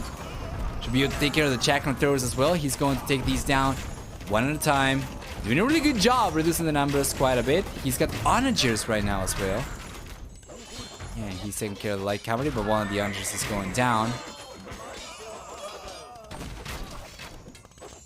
Yeah, and many of these Arbalesters went down the Chakram throwers into the bombard cannons. This small army is keeping ACCM in the game. If it weren't because of this, he would have gotten pushed away from here and he wouldn't have gotten access to any goal at all. Meanwhile, down the south, Nicov's the one still putting the most pressure against ACCM, and he's managed to secure this for sure. And I guess in the larger picture over here, the longer the game goes, the better it's going to be for Nicov if he can hold on to his position and if he can keep on contesting over here. Because as long as ACCM still needs to fight over gold control, that's going to be so much rougher for him, given that Nicov has basically full gold control down the south. Now let's actually take a look at how much gold we have left for each player. So there's 14,000 gold left for Nicov down the south. And then up in the north, assuming that the ACCM's got full control of this, there is 14,800 gold left. So it's kind of comparable. It's looking a little bit better for ACCM, especially as he only now ran out of the gold back home. But yeah, there's definitely a chance for Nicov to still come out on top. Let's take a look at this. He's been going for onagers quite a bit. He's got the elite longboat upgrade now as well. And here come the onagers. This can be really strong, guys. While ACCM's got elite chakram throwers.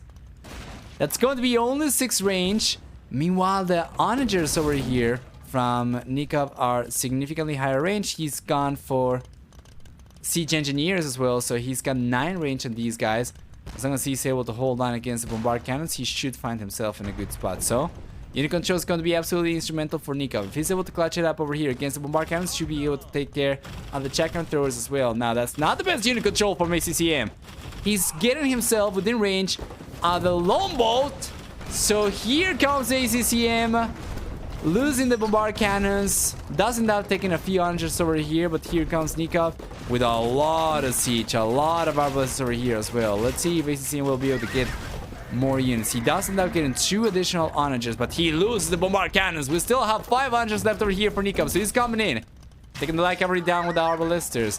Getting the pressure going against whatever ACCM's got left, and this is going to be only one side of Nicov's push. He also has pikemen and berserks roaming around the back of ACCM's base, putting a lot of pressure and getting villagers down. So there's a lot of pressure right now for ACCM to hold on against, and Nicov has managed to hold on to a very healthy villager lead, a very healthy military lead. Right now he's on 200 population, basically locked, while ACCM is struggling to get past 150. So here comes Nicov, pushing ACCM away from the center, using the longboats on the left-hand side to snipe these villagers down as well. And it seems like finally ACCM will get pushed away from here. Nicov is looking very strong. If he's able to just keep ACCM at bay, ACCM won't be able to keep on going for any more units. He's got less than 200 gold, 0 gold miners. And Nicov, well, he should be able to, on paper, keep on just going for whatever he needs. And water control's been really clutch for Nicov, yes. Let's see. More bombard cannons coming out for ACCM. Doesn't really have any villagers over here left, though. That's a big issue for ACCM. Let's say that he's got these 8 villagers only, right? If he brought the villagers over to gold, that would still be significantly less compared to what Nikov's got. Nikov's got 3 times as many villagers already collecting compared to what ACCM even has available to collect with.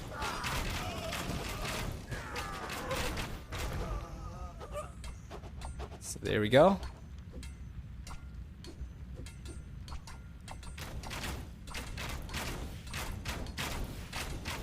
$19,000 viewers watching the qualifiers. Holy moly. Dude, that is just great. You know, for the RMS Cup 2 Grand Finals, we had like 25,000 viewers, I think. Which I was really happy with, by the way. Obviously not on my channel, but... or Ormlus for that matter, but... yeah, this for a qualifier is actually nuts. Next weekend, we're gonna have a later starting time, 16 GMT, I think, for the qualifiers. So that's gonna be interesting. I think they probably should bring it down 1 hour to have a 15 GMT starting time, because, I mean, come on, man, it's been 4 hours for one set over here, and we're supposed to have 4 of these. That'd be 16 hours if we had 4 hours per set. Yeah. Thank you for watching on YouTube. Who streams on YouTube? A lot of the Hispanic communities on YouTube. A bunch of the Chinese communities on YouTube as well. interestingly enough, because it wasn't Google like banned on maybe not China, mainland China, but I think some other Chinese speaking locations do watching YouTube. Yeah. And you gotta wonder, T90 is not streaming, right? That will probably bring the viewership up quite a bit as well. Regardless though, guys, Nicov seems to be taking game number 7, as ACCM has gone from struggling getting past 150 population to struggling to keep 100 plus population. So it doesn't seem to me like there is a way for ACCM to take this game back, unfortunately. Well, he might have gotten a very strong civilization to work with this time around. Nicov's play was really well, or Nicov's game over here was really well played. Very well executed strat over here. While it was looking kind of dire for Nicov earlier when he did not have access to any gold, his full pikeman push allowed him, full pikeman and trebuchet push allowed him to just squeeze enough value out of the gold that he had access to get access to the extra golds. Well, it was a struggle to push ACCM away from the north. In the end, Nicov's grind ended up working out, so now ACCM's out of gold up in the north. He does not have access to the gold down the south. And like this, it doesn't seem to me like he will be able to keep on going in the game anymore. Nicov's got Berserks coming out now. And I would just assume that these guys already have Chieftains, which means that whatever ACCM can go for right now with no gold is not going to work. Skirmishers are not going to work. Like Cavalry are not going to work. Pikemen, of course, are not going to work, and Berserks are just going to counter everything. And ACCM doesn't really have the means to keep on going for chakram throwers, so going down to 40 to 84 population. ACCM should be calling the GG anytime now, and guys, 4 hours into the stream, it seems like the first set's finally gonna be over, and Nicov is gonna be the first player making it into the main event, the Red Bull Legacy tournament. And then we're gonna move on to the second set of the day, which is going to take place between Ganji and Capoch, for anybody who might be looking forward to that.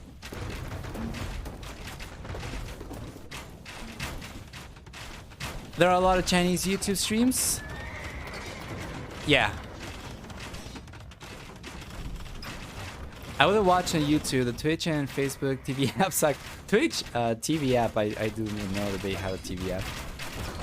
Man, you gotta really feel it for ACCM. He's trying just because it's obviously the final game, right, and the last chance for him. But yeah, at this stage, you know, he knows. The writing's on the wall. I could have sworn I saw ACCM win versus Nicov in 12 minutes. Yeah, I'm not really sure where you got that from, but this was a pretty good game, so I'm glad that it was already longer.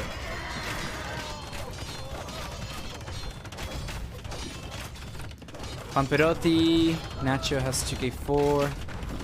Ganji hype, this is right, congratulations. Nicov, I'm sure ACCM will make it next week. Oh, there's a chance, right?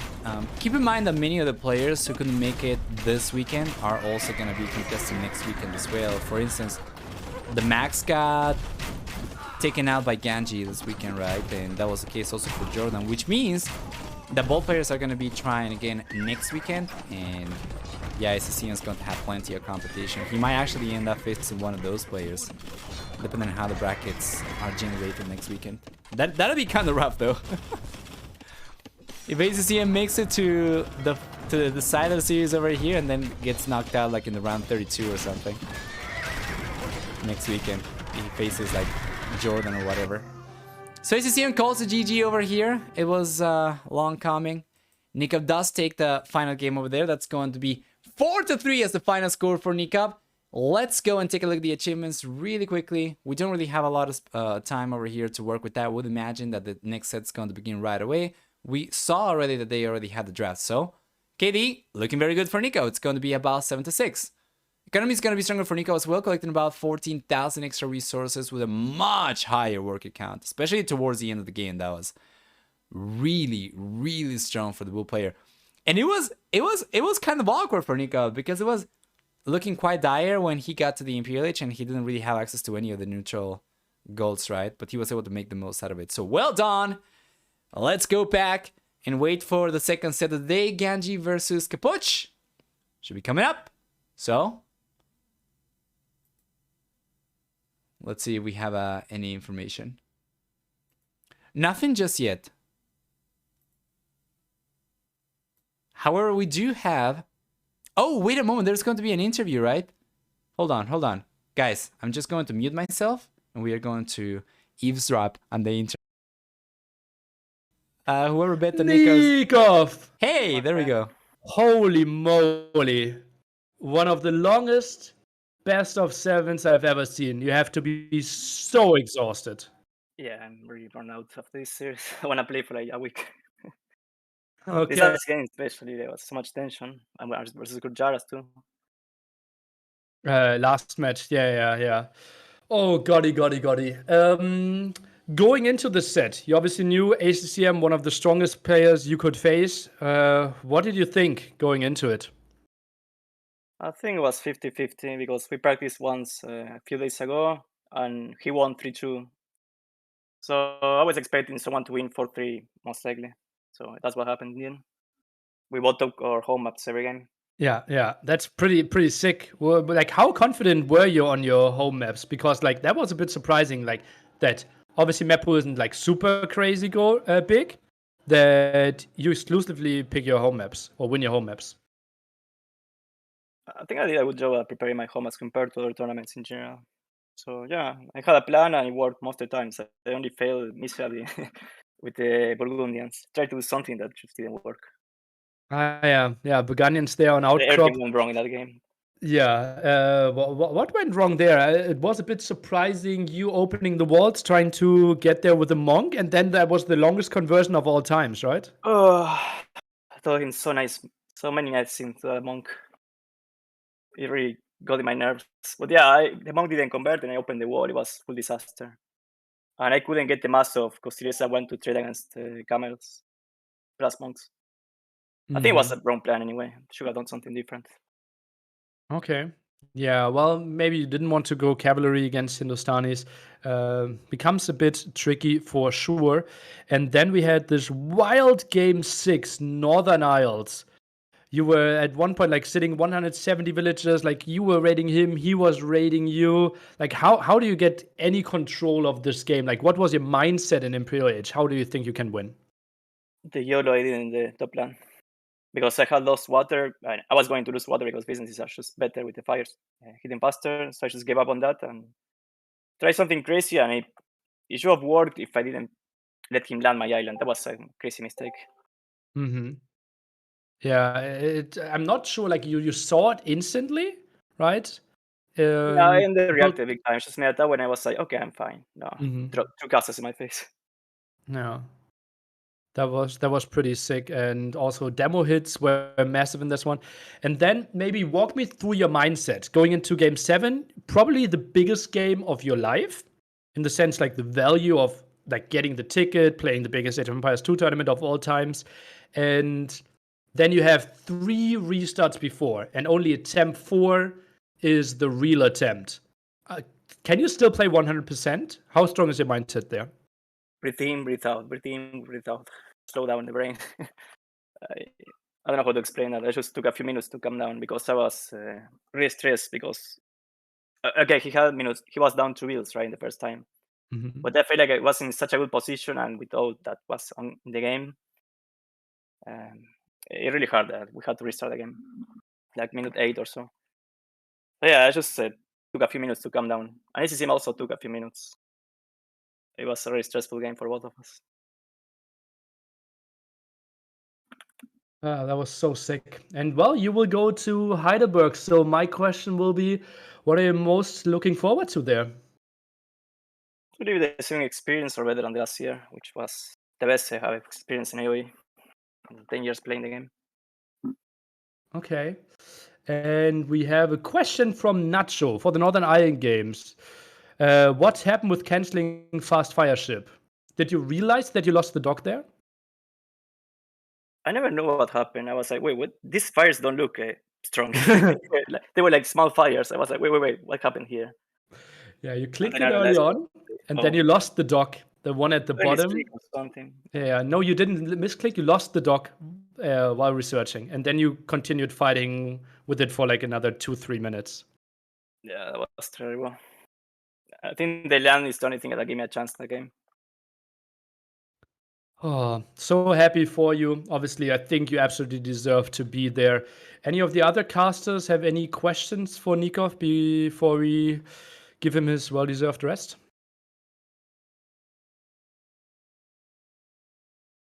Time to unmute yourself now and get in there. Apparently not. Okay, Nicov, GG, well played, and have a good shower. Have some breakfast that apparently you didn't have yet, and congratulations again. Oh wait, questions are flying in. No, it was Nova's question. Okay, GG, congrats from Nova as well. Have a good